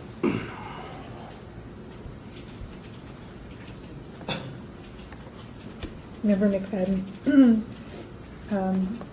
you really hit a kind of a sore spot for so many of us. Teenage years are the toughest, and we've got lots of wonderful programs that want to help the babies and the young children, and teenagers are hard to love sometimes, so I commend you for helping that group of people, because I've always said from going through it with my own children, I don't think teenagers are bad. Sometimes they're just confused, and when you have all these other issues to deal with, that makes it bad.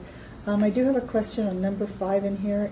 It says, list and describe any studies or census data and or market data used to determine that the problems requires action now. You've listed, it looks like you've listed the resources, but not actually what maybe the resources stipulated. Yeah, those are basically the resources I've used for grant applications in the past, the data from them that I've extracted to either submit for presentations in the community or for grant applications. All of those are very, very useful handbooks or publications that have been issued, especially the Nevada, the Kids Count, done by UNLV. I use that one. There's not a week goes by I don't use that. What percentage of teens do you think that we have here in the Valley that are struggling?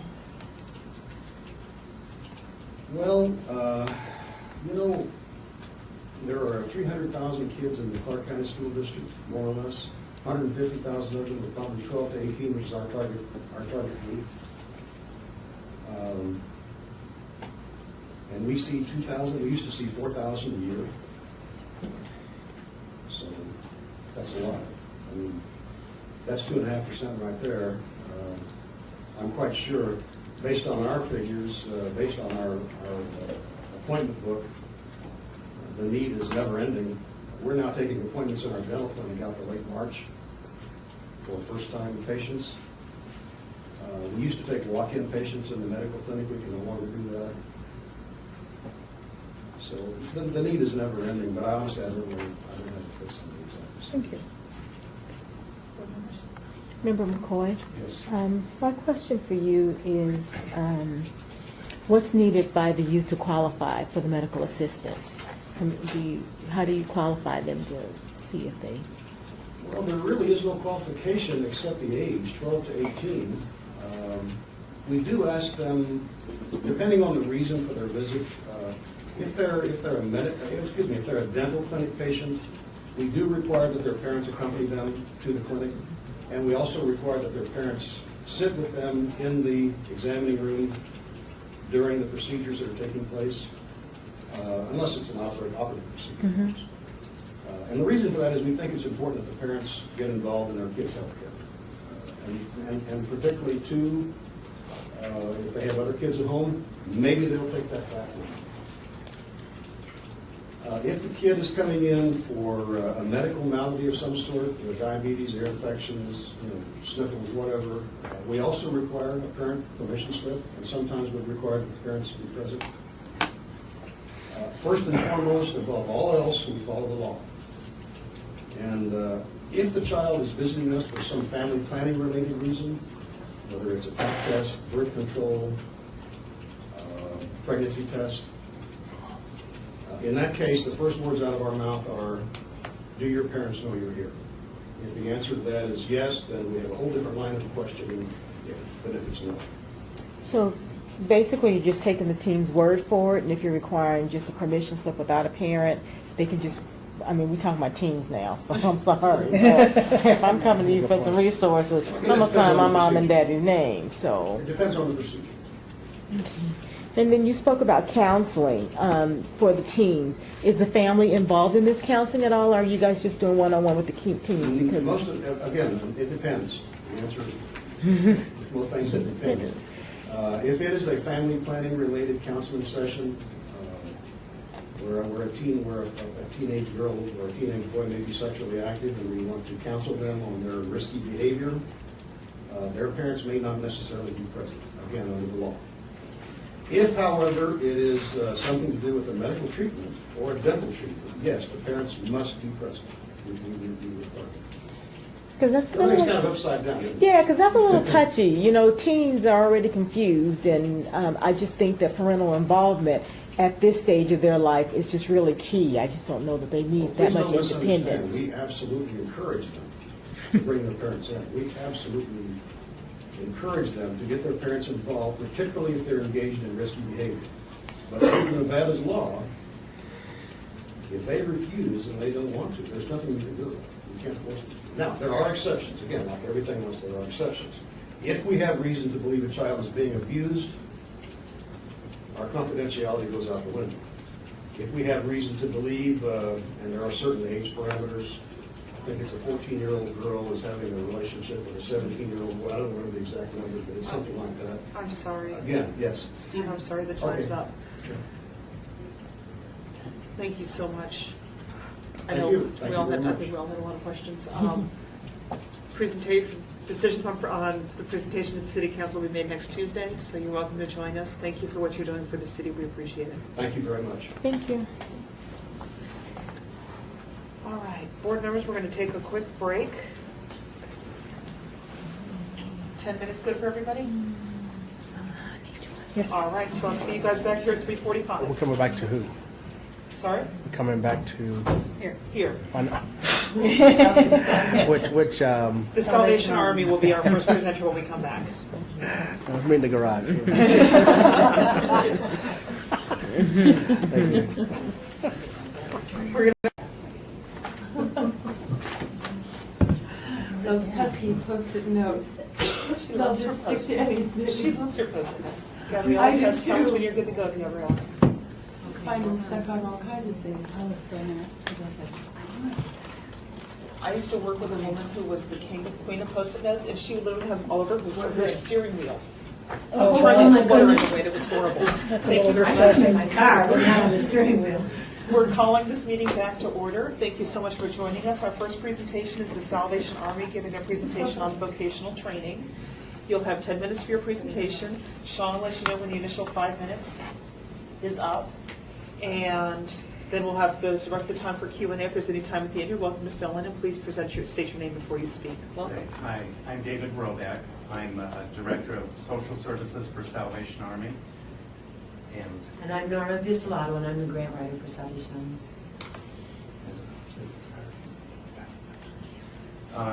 Today we're here to present our request for vocational training. This is an ongoing situation. Our vocational training happens on Owens campus at Owens, just west of Main Street. It's a 5-acre campus that houses a number of programs for the homeless primarily. We do outreach programs. We do a triage of homeless clients that come into our day resource center, which is open 365 days a year. And we help those folks as part of the vocational plan to identify what their challenges are. If they are in need of assistance with an addiction problem, we have other facilities that handle the addiction treatment as well locally. But we also have mental health services on campus in a residential setting and out client setting as well. The vocational center is connected with our vocational kitchen and dining facilities as well, which is an integral part of the training that we do.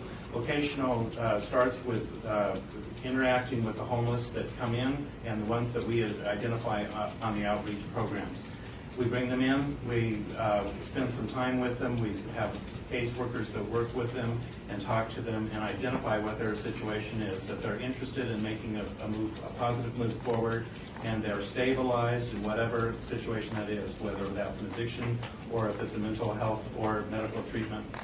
If they're stabilized, we can move them on to orientation and see if the vocational training program is appropriate. And that's where this comes in to being working with the caseworkers.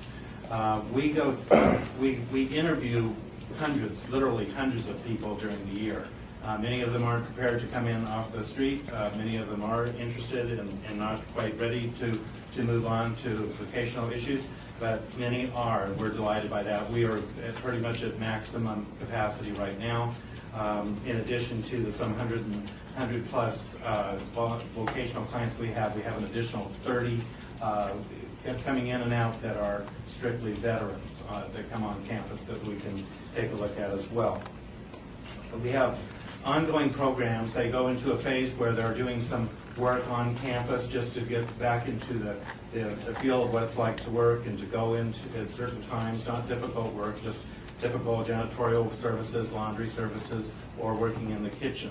As they go through that period, they're given essential employment skills. There's 12 weeks of training on that, which go everywhere from the job search process to interviewing and budgeting techniques, so that they're more prepared to be able to not only get that job, but be able to manage that job and manage their life afterwards. So we're taking folks off the street, helping them along the way. We have several layers of that program. As they start, they'll work and get a better understanding of what they really want to do and try. One of the things that we enjoy the most is something that just started this week, and that's our relationship with used to be Clark County Community College. Sorry, I grew up in Las Vegas, so that's all it will ever be to me. College of Southern Nevada. And we have a culinary arts program that takes the students 3 times a week for 6 hours a day, and then we also provide them the direct training in the kitchen to support that. So at the end of their semester, they're well prepared with a number of credits to go on and at least attempt jobs in the culinary arts field. And we work with Job Connect to do that as well as the state development employment programs. And part of that, and making sure that these folks are focused, is having case managers that are actually interacting with them every day, every week, every month. They work on a plan. Each individual has a plan, and they're critiqued at the end of certain periods within that time. And so those caseworkers are very important for that piece. They're also on the intake side of it, and we're always delighted, too, because we have transitional housing, whether it's in our own facilities, and these are not dormitories, but these are facilities with rooms shared no more than 4 people. And as they get their jobs, that they still feel that they need to stay connected with the programs that we have, and we have many programs, especially for those that have gone through addiction or mental health issues. We have other apartments on campus and off campus that we can transition them in for a couple of years and then out into society. That's 5 minutes. Goes by fast. Board members, any questions?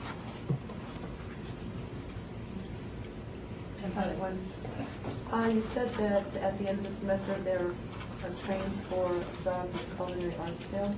Could you give an example of what kind of jobs they are eligible for at that time? It depends on what they come in with. Some people, if they have no experience in that, what they can do, what we're proud to say that they can do, is they can feel comfortable in a kitchen environment. They can handle knives. They've learned some of the vocabulary of a kitchen. So some will be able to go. We've had success working with forestry services in their culinary programs that they have at their facilities. But we also put them out anywhere from. I know it's easier for some folks to look at going for the small restaurants like a McDonald's or a Taco Bell, but we try to encourage them to go for an actual restaurant, a sit-down experience that will more relate to what they've done here. Granted, this is a short period. For many of these people, this is new. For some of them, they come with greater experience, and they'll be able to go back into one of the facilities in one of the hotels.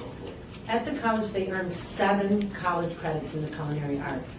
So primarily, those that don't have any prior experience, they're getting basic cooking instruction. So they're going to go into a restaurant or a hotel restaurant or a banquet program, and they're going to be doing the basic cooking. They're not going to be pastry chefs at this point. Although we do encourage them to go back. Once they get that 7 credit hours, they're like, I don't know, maybe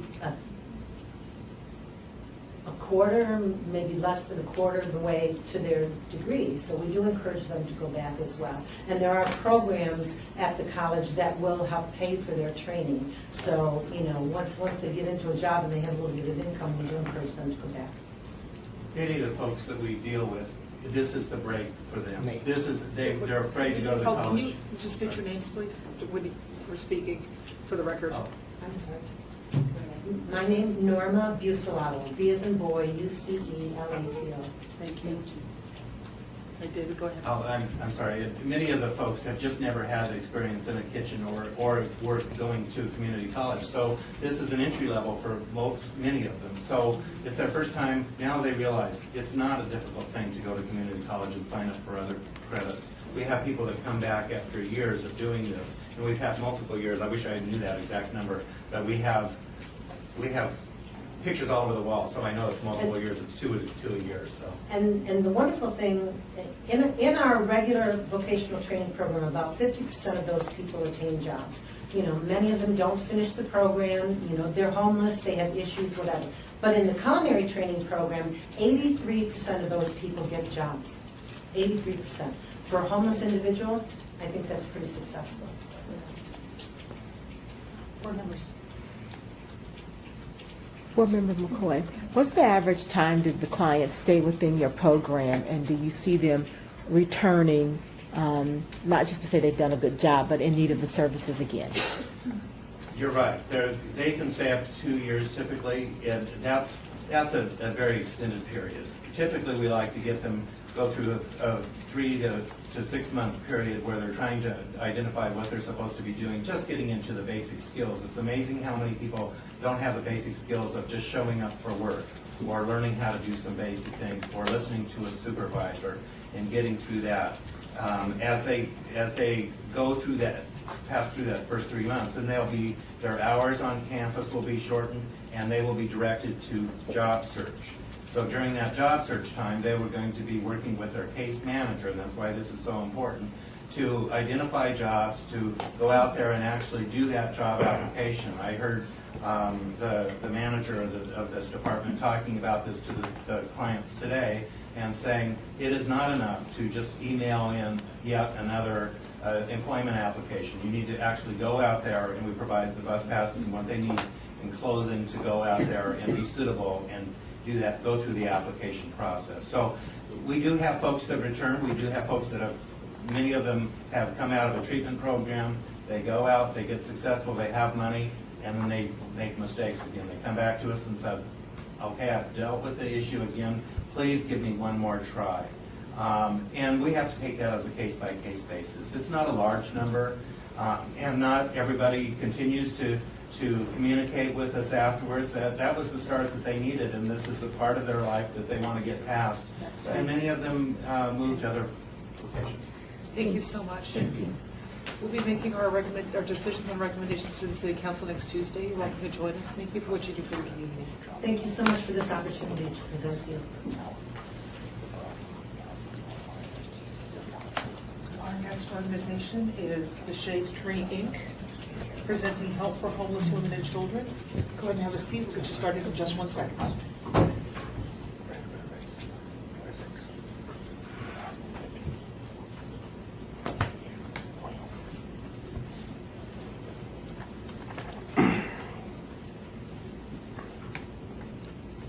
Board members, are we ready?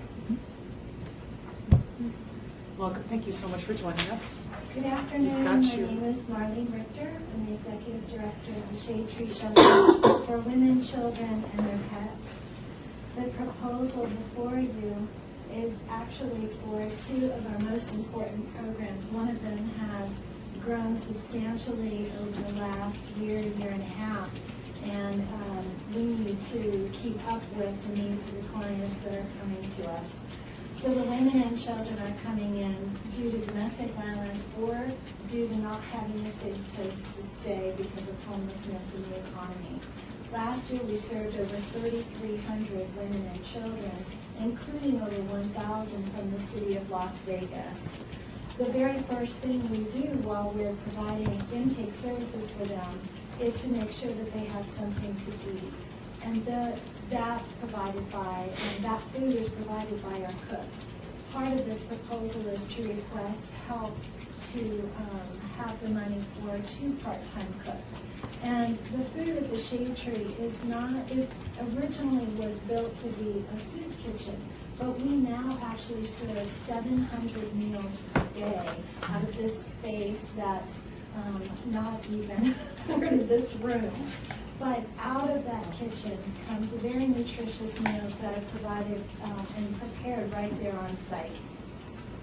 Hot breakfast, hot lunch, and a hot dinner, as well as a late dinner for everyone in the building. So if the women are at work and they come back, we don't want them to wait all night. The cook is there, she's prepared enough meals, and then the women are served.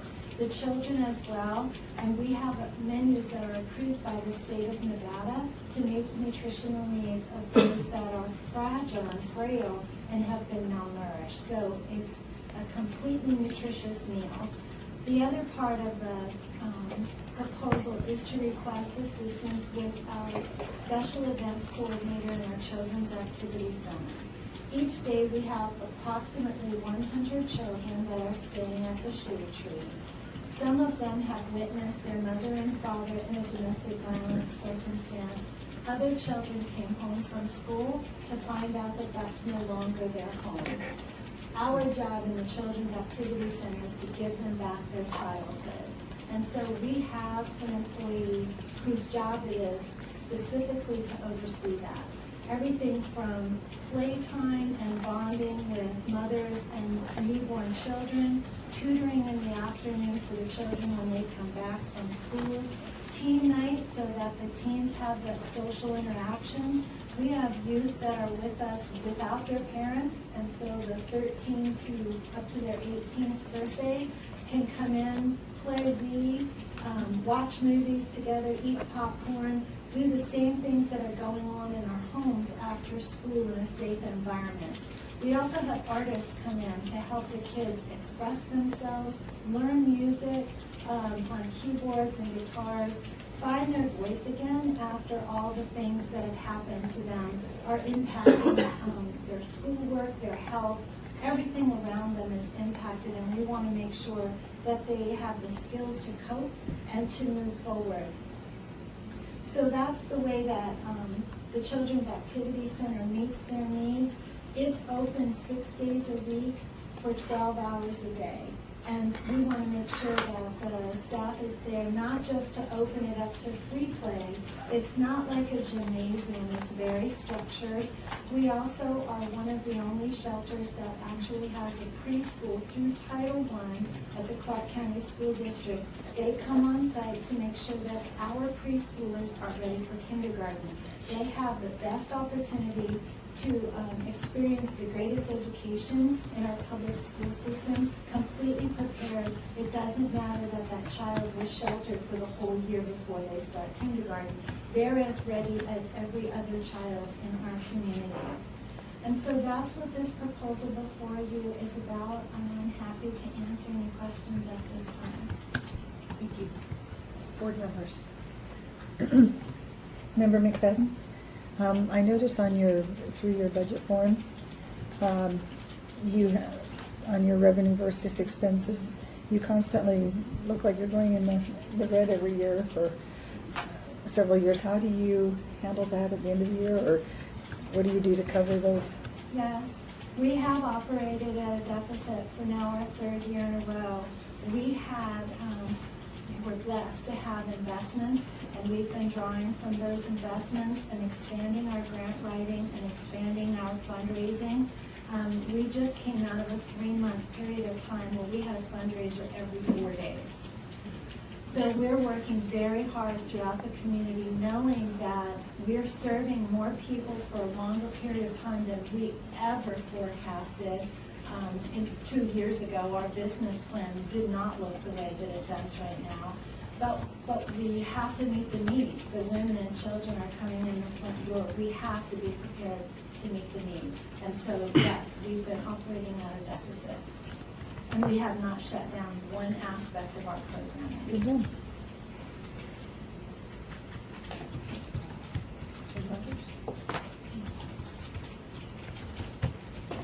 Defender Pappas, I'd like to thank you for recognizing that the pets are part of the family. All of my kids have fur. But for families, particularly families with children, the pets, losing the pets in this kind of situation can be devastating, and it's got to be so healing for them to be able to keep their entire family together. So thank you for recognizing that. What kind of counseling services do you offer for these families, for these children in these incredibly difficult situations? We have 2 different programs that we work with. I'll go with the severe issues first. We have an MOU with Mobile Mental Health, and they come in and work with the moms. And so those that are in need of medication and the long-term effects of mental health are going to impact the family pretty much forever. That's where Mobile Mental Health comes in and helps us to stabilize mom so that then we can figure out what the children's needs are. On the children's side of things, Family and Child Treatment, or FACT, comes on site. They do a support group separately with our boys and our girls that have witnessed domestic violence, and then with our other kids. And we call that Team Escape. And so it's kids only, no parents, and they have the opportunity to voice how they're feeling, what's going on. And then for those kids that are in crisis, they let us know that we need to make a further recommendation. We also work with teachers through the Title I HOPE program on the preschool side. They're helping us with the early intervention and the screenings so that we're identifying those kids that might be developmentally delayed that have not been identified yet, and we're getting them into Nevada early intervention services. Thank you. Board members. Member McFadden, I just always have to give kudos when I see someone doing a great job with their collaborations. We've watched you in this city over the years scratch your way through and get a building built and all the wonderful things you've done for the community through your years. I'm sure that Catholic Services probably appreciates you taking some of the burden off of their food load. You know what, they actually continue to help us with bringing some of the servings over in the evening. Even Nice. though our women are not going over there and eating, they're bringing the food over each day. And it's that kind of collaboration with BAC, and the Women's Development Center comes on site and does housing interviews. We've opened the doors and we partner with dozens and dozens of organizations to make sure that everything is maximized to every extent possible so that our women and children get the services and are able to take advantage of the services offered by excellent organizations across our community. It shows. Thank you. Thank you. Board members, any other questions? Do you have anything, you have about a minute left, do you have anything you want to add? Well, I'd like to add on to the statement that you made about the children. You know, Noah's Animal House just celebrated its 4th anniversary, and time is flying, but the statistics have remained constant. 10% of our guests bring a pet with them. And so that's 10% that are not sleeping in their cars, not staying in danger, not trying to get into parks, or not making the awful decision to have to surrender their pet to lead and overflowing and overburdening that system. So that's number one, is 10% of the families that probably wouldn't walk in our door are able to receive the services. The other thing is we continue to have only 1% of survivors of domestic violence go back to the abuser if they bring their pet. 4 years in a row, only 1% have returned to the abuse. Wow. So it's amazing. The children do so much better if they bring their pet with them. They trust us. They trust the staff. They know that life is going to go on, and they're hopeful because their dog or cat or turtle is there. Thank you. Thank you so much. We appreciate you coming forward and everything you do for the community. We'll be making our decisions on recommendations for the City Council next Tuesday. You're welcome to join us for that. Thank you very much. Thank you.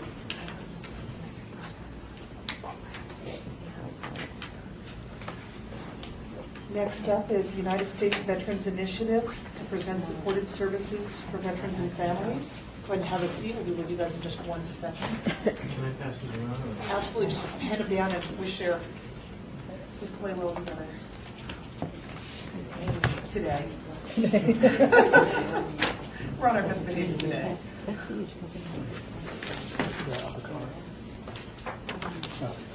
Thank you. Oh, pass me some of your nuts. Yeah, of course. I like it now.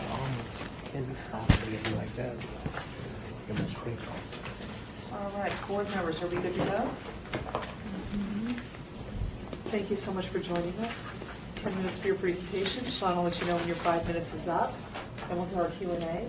If there's time left over, you're welcome to fill in. Please make sure you remember to state your name for the record. And welcome.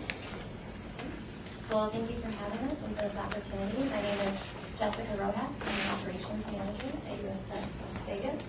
This is Larry Williams, our Program Manager. We're from United States Veterans Initiative. We're also known as U.S. Vets. We're a 501c3 nonprofit dedicated to the successful transition of military veterans and now their families as well, through the provision of housing, counseling, career development, and comprehensive support.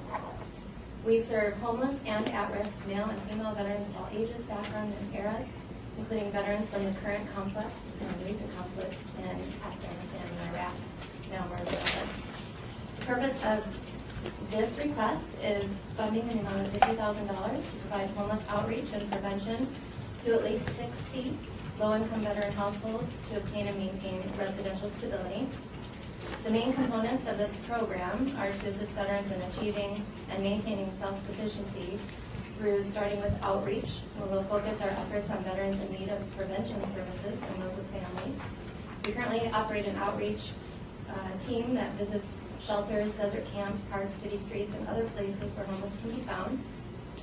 The outreach team also collaborates with local area providers to assist homeless veterans in entering the different U.S. Vets programs that we have and into other safe living environments with our partners where they can find a pathway to reintegration. We also will be providing case management, which is leveraged through VA funding, and this will provide wraparound services to each individual veteran and their family members. Employment assistance will also be provided. We already operate a workforce program for homeless veterans, and this will allow us to expand that to non-homeless veterans. We have a career center, we do mock interviewing, we do job search assistance, and we partner with the Department of Employment, Training, and Rehabilitation, as well as many community employers. The budget for this program is to provide the outreach staff to reach out further than what we already reach out to, which is at least 1,000 veterans per year. And now we are expanding those services to veterans with family members and veterans who are not yet homeless but need prevention services. The other part of the budget is to provide some of the basic needs veterans have in order to get self-sufficient. Bus passes for transportation, fuel for vehicles and our shuttle vans, emergency utilities as permissible by the grant, and emergency food to sustain veterans until they attain self-sufficiency. We also plan to apply or supply identification, work cards, background checks, toxicology testing, and work attire to assist veterans in gaining employment, and as well veterans with their family members who need to gain work as well. And also basic necessities of clothing, hygiene, and furniture for their apartments that they're moving into. The goals of this program is that 100% will receive support services, whether through case management or temporary financial assistance. And that will result in 60% or more obtaining and maintaining permanent housing for at least 6 months. And 100% will also be guided to apply for benefits and employment, which will result in at least 60% increasing their income within 12 months. The need is great for veterans in our community. We estimate that there are 75,000 homeless veterans on our nation's street every night. And in Clark County, that can be up to 4,000 homeless veterans as estimated by the VA. And with the Nevada poverty rate being about 12%, we can estimate that there are additional 15,000 homeless veterans living in poverty in Clark County who are at risk for homelessness. Some of our accomplishments we wanted to share with you from our existing programs, which are in our residential facility, are that we house approximately 400 veterans per year. 84% maintain sobriety. About 300 are assessed for employment needs, with 156 enrolling in our workforce programs, and over 100 obtaining employment every year. And we also measure our success by veterans when they transition into their own housing, and that's a success rate of 74%, leaving into a positive situation, and 87% actually go to another transitional or permanent housing, with 63% getting their own long-term permanent housing. So U.S. Vets was established here in Las Vegas in 2001, and we now have over 10 years of experience and have served over 4,000 veterans. And we currently operate 3 programs in our main site, which is in the city of Las Vegas, at Bonanza Las Vegas Boulevard, just down the street. We have 118 beds for our Veterans in Progress program, which is a back-to-work program, and 19 beds for veterans who are disabled, and of which 10 are for those who are also chronically homeless. And just in July... That's the 5, I'm sorry. Okay. But thank you so much. Board members, questions? Director Pappas. Do you find, I know it's hard to truly track this, but do you find that the numbers are going up of homeless vets out there as more troops come back? You're seeing more of this influx? Are those numbers going up? Well, we know that since we started, the number was actually in the nation, 275,000. So not just with our efforts, but efforts of other organizations, that has gone down by 200,000. So we're on track with resolving, the homelessness among veterans. We know that's probably going to continue, but the number of veterans coming from Iraq and Afghanistan is increasing. So many of the veterans have been from Vietnam era and have been with programs, and they've been in established programs. So I believe that's why the number is decreasing as a whole, but it's increasing for the recently separated veterans, as well as female veterans. With more female veterans in the military, we're seeing more females. So definitely, certain numbers are increasing, but overall, we're part of the 5-year plan with the VA to end homelessness among veterans. But that doesn't account for also the 15,000 or so in our county that are in need of prevention services. Thank you. Board members? Director Pappas? Congratulations on the $200,000 in committed funds you've already gotten. Thank you. In this economy, that's really awesome. Obviously, it's really hard with the homeless to reach out to everybody and to make sure that everybody knows about your services. Obviously, you've got word of mouth. What other services, what other agencies out there let these veterans know that you guys are out there? Well, we collaborate with over 100 community agencies, as well as some of the other grantees, like potential grantees here. So we have, the VA is probably our biggest partner. We've been partnering with them since our inception in 2001. We also have several community activities that we participate and host. We have the Veterans Stand Down, and there last year we had 74 other social service and governmental agencies that collaborate with us. So yes, it takes a combined effort. Housing is our biggest area of service. So we have agencies like Family Promise, Women's Development Center, Cambridge Family Services, Help Us Live Nevada, the Urban League that we partner with for housing services. And then, of course, employment being the other big piece of our program. We have employers such as Goodwill of Southern Nevada, and Goodwill also has their Career Connections program. We also, like I said, partner with the state and Las Vegas Professional Institute of Technology and Accounting, and the MGM Resorts has also been a big partner in hiring our veterans.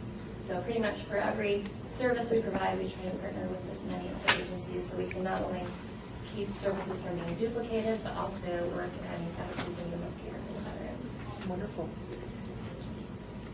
Board members? Board Member Jordan. Gentleman with you? Yes, sir, Larry Williams. Okay. What role do you play with? I'm the program manager. Okay. Thank you. Just want to find out. So make sure you say that. Use up all our time. Exactly. Board, any other questions? Member McFadden, just a comment. We have homeless problem throughout the city.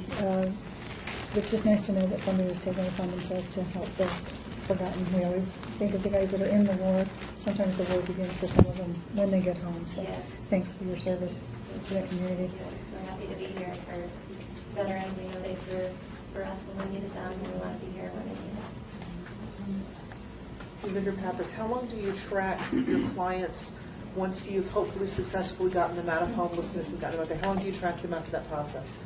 We do a 7-month follow-up for housing status, and then we also do for employment, we do a 90-day follow-up, 180-day, and 270 days, so up to just under a year. And we also have an alumni group, so veterans who have graduated, seeing in the pictures there, we have graduation every year for the veterans who complete the program. They're still living with us, so we have alumni groups. They can do peer support and stay in touch with the other veterans coming up around them. That's wonderful. Thank you so much again for everything that you guys do. Thank you. We'll be making our decisions on recommendations for the City Council on Tuesday, so you're welcome to join us for that. What time is it? Meetings start at 1:30. Okay. Thank you. We appreciate you joining us and again, everything you do for the community. Thank you. Next up is Variety Early Learning Center, presenting their program for tuition assistance. Go ahead and have a seat and we'll get you guys started in just a minute, okay?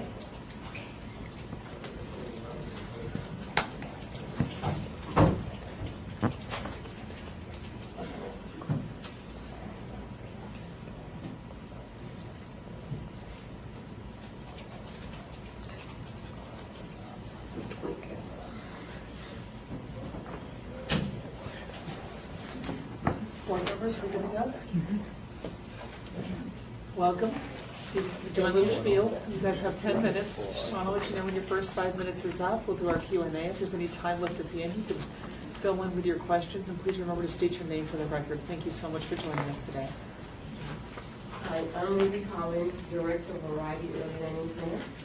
And I'm Anna Hopper, Mr. Lee's assistant. And today we're here to ask your help or to assist our parents in remaining employed and keeping their children in a quality child care center.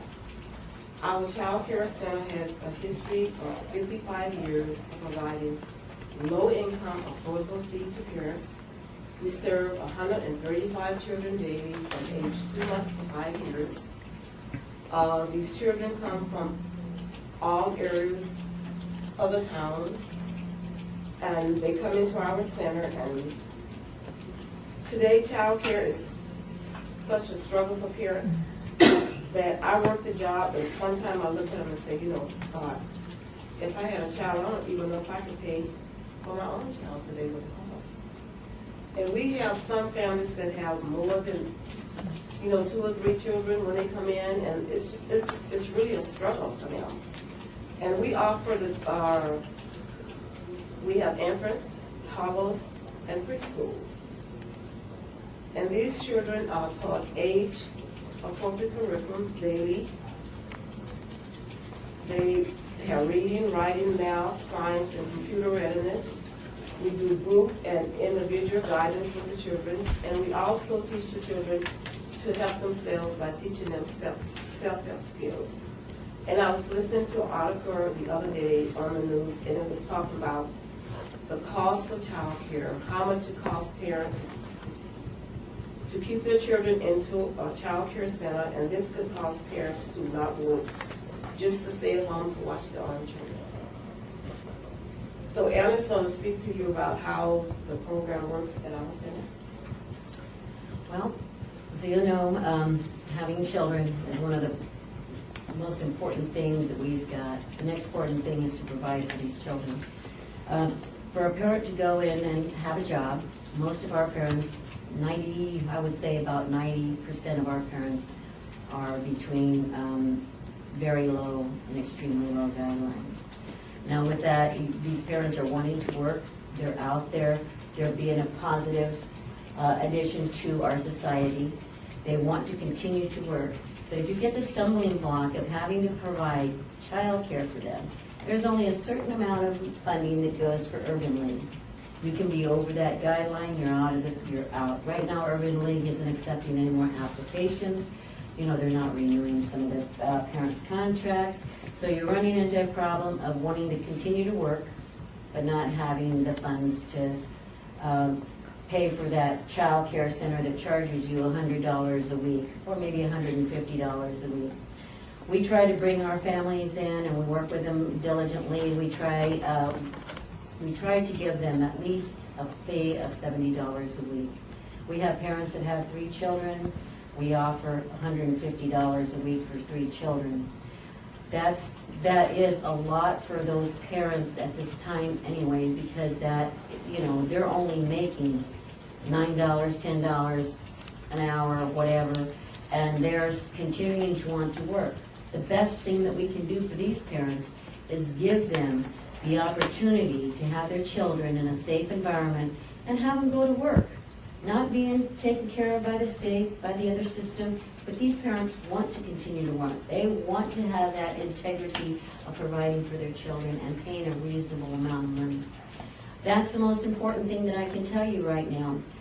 I, myself, when I had my 6 kids, there was no way that I could go ahead and work. I had to stay home with my children because I had 6 kids. There was no way. I figured it out one time, and I says, well, I'd have to be making $15 an hour so I can bring home $3.50 an hour because of the rate of my child care, and that was for 3 children. Of course, that was a few years ago. But it's still, it's still relative because of the amount of, percentages that goes up. If you have a family that is struggling and they still are trying to work, they're still providing that incentive for their children, watching their parents work, their children are learning, they're doing the best they can for their child. What more could a parent want? What more could a community want? To have productive parents, to have children that are getting an education at the same time and going forward to get ready for preschool, not preschool, but regular school.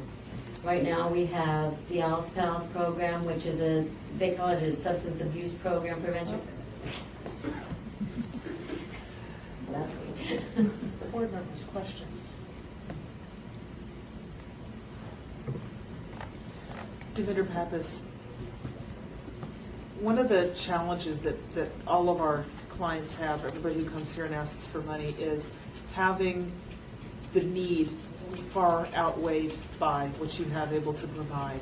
So when you have clients that have been here in your program who have not been meeting their commitments to you of that minimum of $70 a week or whatever it is that you can do you transition them out and open up those spaces for those people who can so that you can keep the program going? We do. That's what we It could happen sometime eventually. But as I always say, you look at the parents and you look at the child. And it's not really an easy decision to do that.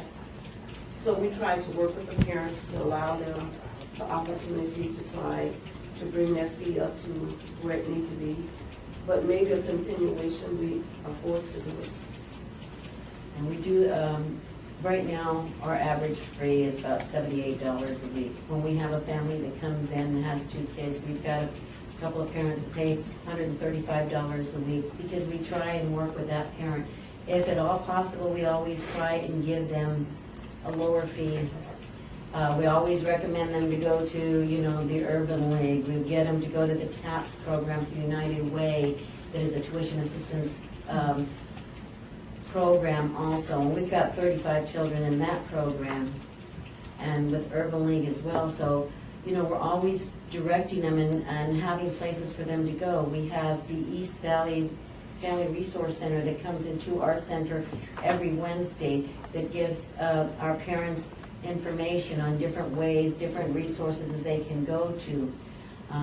We're always trying to help the parents. We've been there for such a long time, and we've known the neighborhood, we've known our clients, we have grandchildren that are coming to us. Ruby's raised children that are having children that have their children now. She's been there for 40 years this year. So, it's a real hard struggle for us to continue to, the prices are going up, everything's going up, but the wages aren't going up. So that's one of our continuing programs that we're going to still help the children, and we're doing it the best we can, and we still provide families with family discounts. It's are just we're doing it. We're doing it. We're managing to keep it up, and we'll do it as long as we can. But we do need help. With that. Member McFadden, as you heard us say previously, one of our dilemmas is the growing homelessness, and somebody wisely pointed out that when children are in a program such as yours, that it does allow the parents to work, that is helping the homeless. So kudos to you for your hard work. Appreciate it.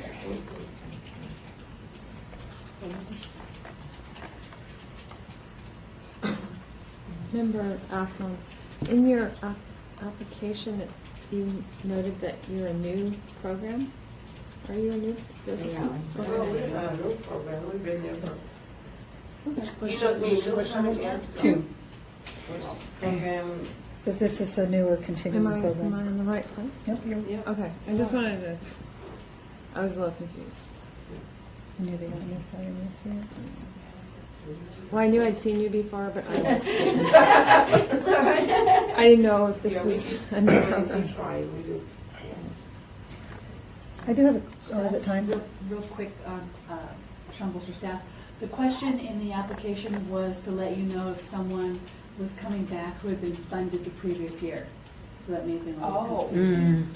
Okay. So I'll definitely make a note to restructure the question for next year.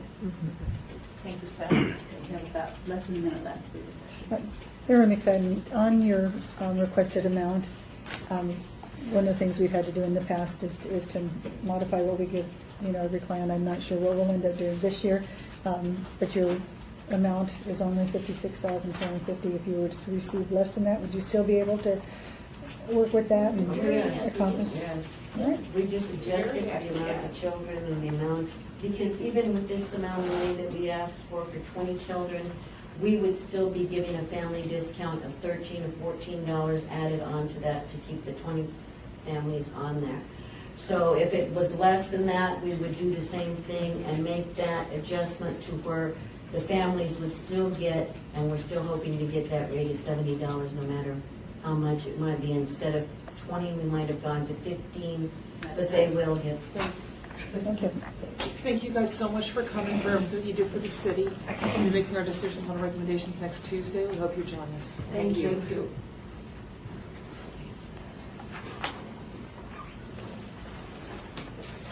And our final presentation of the day is the Women's Development Center, presenting transitional housing programs.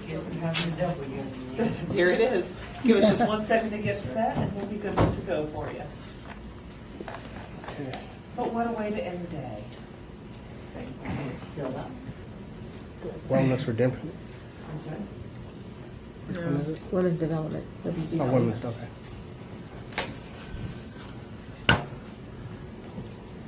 All right, board members, are we ready? You know, you've been before so many times before that I'm not even going to go through the spiel. My name is Bridget Clarity with Women's Development Center, and we are here for our transitional housing program. And I would actually like to start a little differently today and give you an example of the long-term impact that the CDBG funding has had on the residents that we serve.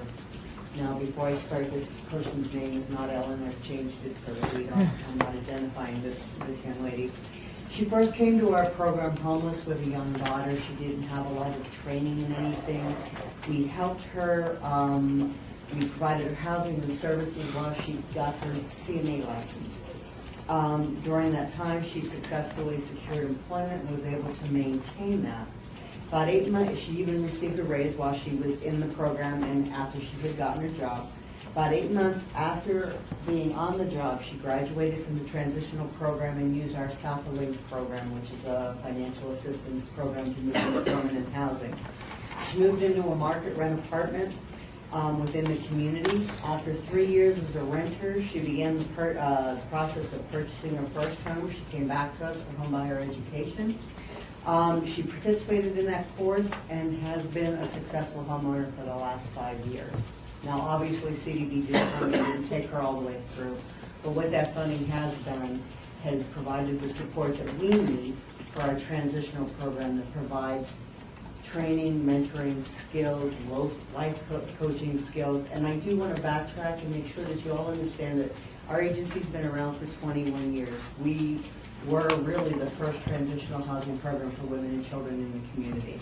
When we came to fruition, Safe Nest was the only shelter in the community that housed women, and that was only women of domestic violence. So this year so far, I like to tell you, we've surpassed all but one goal. We have surpassed our housing goal by 160%. 73% of our families exiting have exited with permanent housing.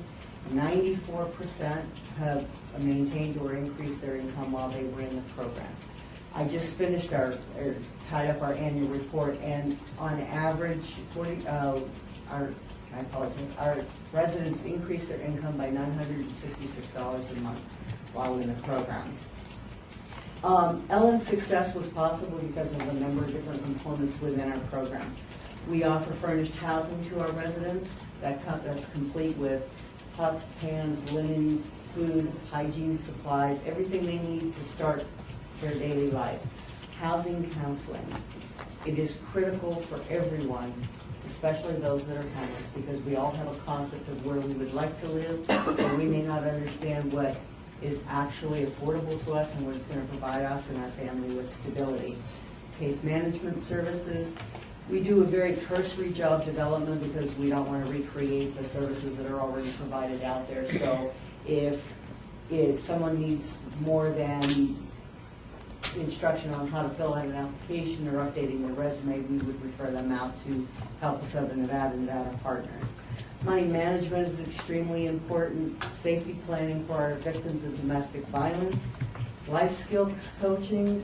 This may sound basic, but it is amazing what the families that are coming to us don't know how to do. How they've never been taught how to manage their life issues, how to deal with things before they get to crisis.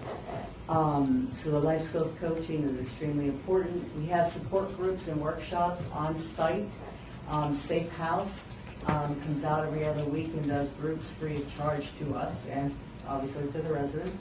We do a variety of children's activities. We do crisis intervention, which as you can imagine typically is involved with substance abuse and untreated mental health issues. Service coordination, because again, the life skills of our clients is not always very high, and they tend to get very frustrated when you just refer them to somewhere and they can't get through the phone, so we have to make those connections and help them actually access services. And then we have a support service component that can help remove barriers. Childcare is a big one, transportation is major, lost documents, and different things like that. So we are a very holistic program, we are a very structured program, and we are also a very successful program. And on that, I will end and entertain questions. Thank you. Did I get the 5 minutes right? Almost. No board members. Member McFadden, I think we had talked about this before. I noticed the jump on this year's budget in Yes, federal that's funding. because the SHP grant, we got the new program for permanent. It's going to house disabled victims of domestic violence and veterans, but it's a permanent supportive housing program.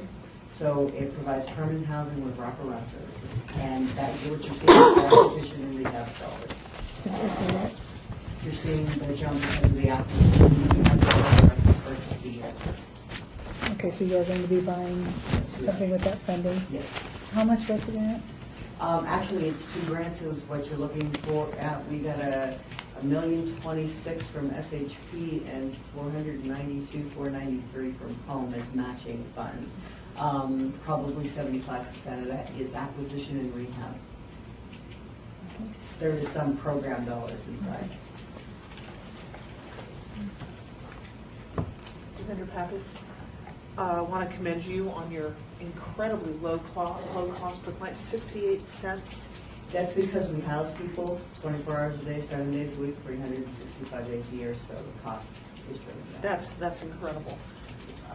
And just to clarify that those amazing dollar figures that you just named off, those are specifically earmarked towards purchasing these. You couldn't take some of those funds and divert them and use them for. Just want to clarify that. Yes. They're targeted specifically to the permanent supportive housing program. If I remember correctly, I think I have about $90,000 from that amount that's going to carry over as program dollars into future years. So the bulk of it is for acquisition. Excellent. Board members, questions? Defender Pappas, I loved your presentation today. Thank you. Starting off with showing us the successes and showing us how the program works, I think really brings it home for us. And a lot of times when we're sitting here, all we hear is the tragedy.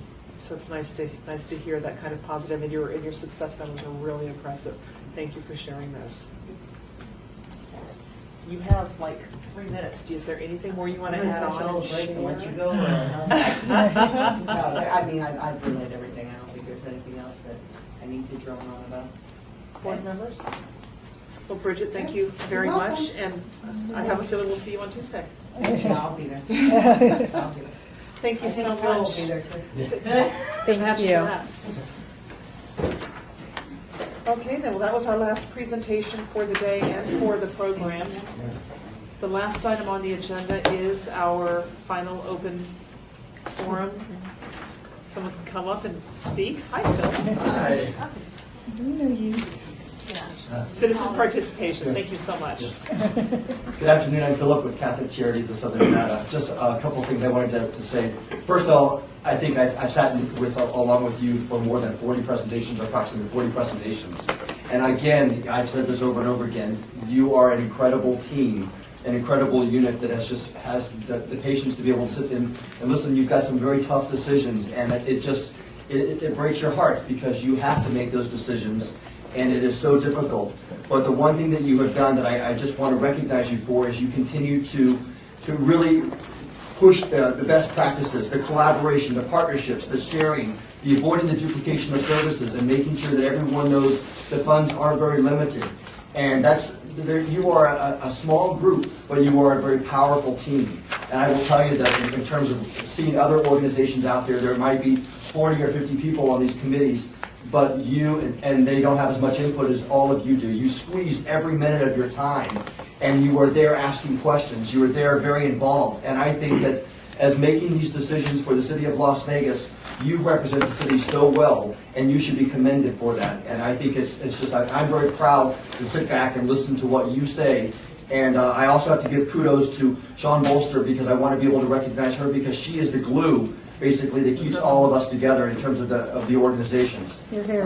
So I just want to say the Zoom grants, I know that you have the information there. I thought the Zoom grants was, in terms of our organization, was fantastic, phenomenal. I love being able to see you all on laptops. Welcome to the 21st century in terms of no paper and things like that. And again, for me to be able to look and see all of the people in this room, Shauna Brody from Lutheran Social Services, Julie from Safe House, David from Salvation Army, Marlene from the Shade Tree, Ruby from Variety Early Sunday, and Bridget from Women's Development Center. We partner so well together. We work so well together. Thank you for taking the time to listen to all these presentations. Thank you. Thank you. Thank you. Thanks, Philip. I want to take advantage of this moment, Philip, before you go, to thank you for coming to every one of these. And it is, what we do is an honor. Serving on this board is an honor. We all really appreciate it, but it is very, very hard. But it makes me so proud to be part of the city of Las Vegas for what we do. I think that I think the city is amazing for what they do, for what we do for our constituents, for our neighbors, and for what you guys do. Every time I come in here and see this room full, it breaks my heart, but it makes me happy. And thank you for everything and your organization. Member McFadden, I just want to concur with Philip on Ms. Bolster. Oh, yes. Because if she was listening to our silly questions, thousands of them, and concerns, I don't think that we could work as cohesively as a team as we do. Absolutely. Okay. Thank you, Philip. Thank you. We'll see you on Tuesday. Thank you. And thanks See to you, Tuesday. thanks to you, Gabby, Thanks. as well. So, board members, do we have any last comments before we adjourn? Staff. The 31st, you're going to make a recommendation. I highly encourage you, especially members, to go back to the manual that I gave you at the beginning. There's points in there, there's questions that you need to be looking at when you're going through these applications, when you're going through the documents. Please refer back to the budget, refer back to the 3-year funding histories. If the agencies weren't able to provide you with the answers today, unfortunately, that's it, with the exception of the 6 or 7 programs that the board felt were providing very like similar services in the same schools. You got the email that I sent you that the agencies were requested to fill out 3 questions to help you understand who was operating which program at which school. Some of them have completed those questions, so you'll be able to see them online. Also, please look at those performance measures. One of the things, I had 3, as a reminder, we had 3 opportunities for agencies to go to a training on the system and some of the things that we wanted from them. As Philip and some of the other agencies brought forward, there's a lot of need out there and a very small amount of dollars. Those performance measures are incredibly important. They go from the application straight into the agency's contracts, and it's how we measure their success as to whether they're performing or not, in addition to the 50% spending by December 31st. So they have to spend the money, but they also have to serve the clients. And so the agencies that can tell you, I'm going to serve this many clients, this is what they're going to get for participating in our program. As I was doing my review, I was still seeing them where they're talking about what the agency is going to get from the funds, and that's not what they're supposed to do. I will be finished with the scoring for the admin scores for you by tomorrow morning, so that you can just take those scores and drop them right into yours. And we'll get through Tuesday together. It's going to be big fun. Member McFadden, I have a question. Is it possible, we're listening every year to what they, what they say they've done and what they're going to do. in terms of the application. Is there any way ever to get some kind of, for lack of a better word, a report card on what they did, or at some point? We, for those of you that have been on the board, staff used to provide you with a summary, our summary, where we would review the applications, give you as non-subjective comments as we could on things that you may want to take a look at, things you might want to question the agencies for, and if the board would like that kind of information for next year, I'm happy to be able to get the time together and get it done for you. Unfortunately, the last 2 years, it's been, we're ready to go in a week, let's go. So knowing that the Zoom was such a success and knowing how the workflow went, we'll be able to do some really good planning for next year. And the board wants that kind of information from staff. We're happy to. It's just hard for us to know what happened from the point that we make our recommendation to the next year. For our new member who's here today, if an agency doesn't use all of their funds by the end of the grant year, then they lose it, and we lose it out of our overall grant pool. So it's very important that we know if they're actually using all the monies that we've given them, because we have so little monies to give. We have 2 agencies this year that, out of everyone that was funded last year, that will be taking a little bit of money back because they didn't spend it by December 31st. So, but we have time to allocate those funds to another agency. Oh, good. Okay. We have plenty of time. The money doesn't go away. It just goes into the construction fund. We only have 1 year statutorily to use those funds. So once the June 30th date is hit, whatever's left over goes in the construction fund. And this, go ahead, Pat. I was just going to say that the funding year was from June to June. June to July. July 1st to June 30th. Yeah. One of our challenges this year, and I think you've heard a couple of us talk about it, is so little money in these agencies, and we keep talking, for some reason this year, and I haven't seen this before, we keep coming back to basic needs. And I recognize this is going to be a really hard year, and I don't know why this year feels like it's going to be harder than others, but we have so many organizations that are fulfilling basic needs. They're feed food, housing, food and shelter, that kind of thing. And then we have other organizations that are providing incredibly valuable counseling services, but it's hard, it's challenging to look at those counseling services when you're thinking we're going to be funding counseling, but they're not going to have a place to sleep tonight. So that's going to be a challenge that we're going to be going through when we do our scoring on Tuesday. And that's something that we are going to need to talk through as we're going through this. Member McFadden, we were talking earlier, and we said not only did we experience the 30% decrease in the fundings that we have, but I think we've also had a 30 to 40% increase in requests. So that even widens the gap of what we're working with, and there's no slouchers this year. I mean, they all seem to be pretty top-notch in their presentation. There's quite a few that didn't make it, though. Yeah, there was a lot of slouchers. They just didn't make the cut. Right, they didn't make it to this. That's what I said, what we're listening to, there's no slouches. Last year, there were a couple that sat at that table that Or obviously. Yeah, so that, to me, that credit goes to staff for refining the process so that they're being identified early on and time and effort is not being perhaps misspent.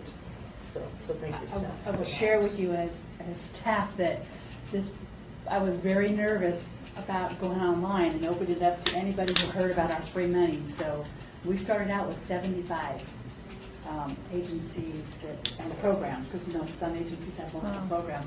But there were 75, and I was very worried. As opposed to how many did you start off with at the beginning of the process last year? Last year was a very short year. We're still not quite sure what happened last year, but we had, between Hopwa and Public Service, I believe we had less than 40. Okay, so that's a pretty significant increase. That's a pretty significant jump. Yeah, so I was a little worried, so I'm You had happy 40 that made it, or 40 that started? That started. I think there was like 33 that made it. Yeah, I think it was 41, 42, something that started, and then it got whittled down. But when I saw the 75, I was very concerned for you. I have to give you all your own kudos, because this board, last year's board, you guys are probably one of the most cohesive working boards that, in the history of the time that I've been here, you really work well together and manage to listen to each other's points, and that's important. We haven't gotten to the fight yet. But that's okay. It's okay to disagree. I think the message that I want you to leave here with, because you do have a very, very hard decision, is it's okay to disagree, and sadly, you're going to have agencies that are not going to get funded this year. I mean, it's a fact. That's a fact. And Yeah, so so can't even minimally fund it if they don't have the money. your homework is definitely just to re-review those applications and really fine-tooth comb them. Member McFadden, one of the things from Member McCoy, to alleviate a little bit of your concern that I'm supposing you have, one of the things we do is we have in the past anyway, mentioned a cap, so I'm sure we'll get to that next Tuesday as well, where we say even though they've asked for the world, we're capping the maximum, so that helps us extend the funding a little bit. That's why I kind of mentioned that to the one agency. If you don't get everything, is it still enough? And secondly, the scores, we reach a point where we go, everybody below this, we just have to stop here, because obviously as you look at it, there's just no way. And it kind of breaks your heart, especially if it's somebody you really kind of have a heart for. And I'm already seeing a couple that I have been my favorites, but I just kind of anticipate that they're probably, as we look at the basic human needs with what's going on in our city right now, are maybe not going to be there, and we won't know till we get everybody's scores together. But that's one of the ways that we have found in the past to kind of help us distribute the funding as best we can, so that it has the greatest amount of impact. Thank you. So we'll see it, and we're all going to have each other's email addresses, so if there's questions or something that we need to know, we can always email each other. But I'm expecting a lot of really good conversation, really challenging conversation next week, and we're going to walk away with something we can all feel good about, hopefully. Yes, ma'am. I just wanted to ask Sean, when are we going to have the collaboratives board? Will it be next Tuesday when we come in? Or will we get it before I would that? hope that everyone, I'm going to send everyone an email when we leave here to try your very, very, very hardest and best to have your final scores in. By the time I come here Monday, so that I could lock it down. Over the weekend? And you'll know coming in, because there's no way we can come in here and you can know if everyone's still changing scores. I can't run spreadsheets for you. I can't do anything. So please. Can everybody who's here commit? Do you think we can all commit to having our scoring done by Sunday night? Yeah. It's if at least this 7 can do that, and I'll harass Carmen. Then even if there's just a couple of people that haven't weighed in, we'll have the majority, and we'll see what that trend is. Can we make a vote on it so that you send it out to the people? Well, it's not really a vote, because we're going to do the best we can. It's not an actionable thing. I'll send an It's email just just saying that I need them. we're just making the request to all work together. I just want to make sure that the people that aren't here today that plan on being here for the voting. I'll send an email just reminding that I do need those scores so that you can have your spreadsheets and let them know that the board, that your peers have requested, have asked that you get it done by Sunday. The close of business or close. Okay. Excuse me, I have one more question. I have entered my scores. Most of them I'm going to go back and tweak. Okay, but they're entered, so you now have access to them, right? Okay. That's all. There's no submit button that I'm missing or something. No, there's no submit. I just want to make There's sure. no special button. Okay, you have it. Sean, Member McFadden, there's also an area to approve and then do like a suggested funding request. If we don't hit the approve, is that necessary? Is that a necessary part of finishing? I don't believe so. I guess we'll. Because I would like to think that they could all be approved, but I would have no. I believe that I have final control as staff to approve when you're going through. One of the first things we're going to do when we come in Tuesday is the 3 agencies that didn't make it to the cutoff for you to review. We have to go in and zero fund them first before we do anything else. Then we go in and you decide what your threshold is after seeing everything on the screen. Then we're going to zero fund everyone who didn't make it, so that the only thing that shows up on the screen are the ones you're going to be looking at. That'll, yes, that'll be helpful. Okay. That's the way. What if we the decide after software is. looking in discussion that we want to change that? Because I think we did that once before, where we upped it maybe another company or two We in can order fix to that. give the It's- proper it- funding. That can be done on the fly. I don't believe that it's a permanent thing, and I have Jeff on speed dial, so. All right. If we have any questions while we're going through the Oh, and process. do thank him for fixing that timeout thing. Yes, Yes. yes, do, thank you. Never timed out all day. She said there was a performance. Remember, Jordan, when, is the meeting on Tuesday, 1:30? 1:30. And is anybody allergic to nuts? No. No nut allergies? Member Esplin has a question? You had mentioned something about the performance measures on here. So, and I'll go back and read my manual, and I was trying to find it, but obviously it's not something that's easy to find. Oh, I'm sorry. Got a handout. Performance Got a handout. measures are under the Documents tab. So you click on the Documents tab, and you're going to see it's, I Third or just fourth or locked fifth everything down. out. I think it's like the number 5. Okay. And I she- probably actually already looked at it, and I just. And it's a Word document, so Yeah. every application had to submit performance measures to go along with their application. Okay, great. Yeah, Anything I else think from that's not what I was members? looking for. Okay, I've seen that. we're done. Okay. We're done. Motion to adjourn. Second the motion, Member Jordan. third the McFadden motioned, Jordan seconded. Thank you.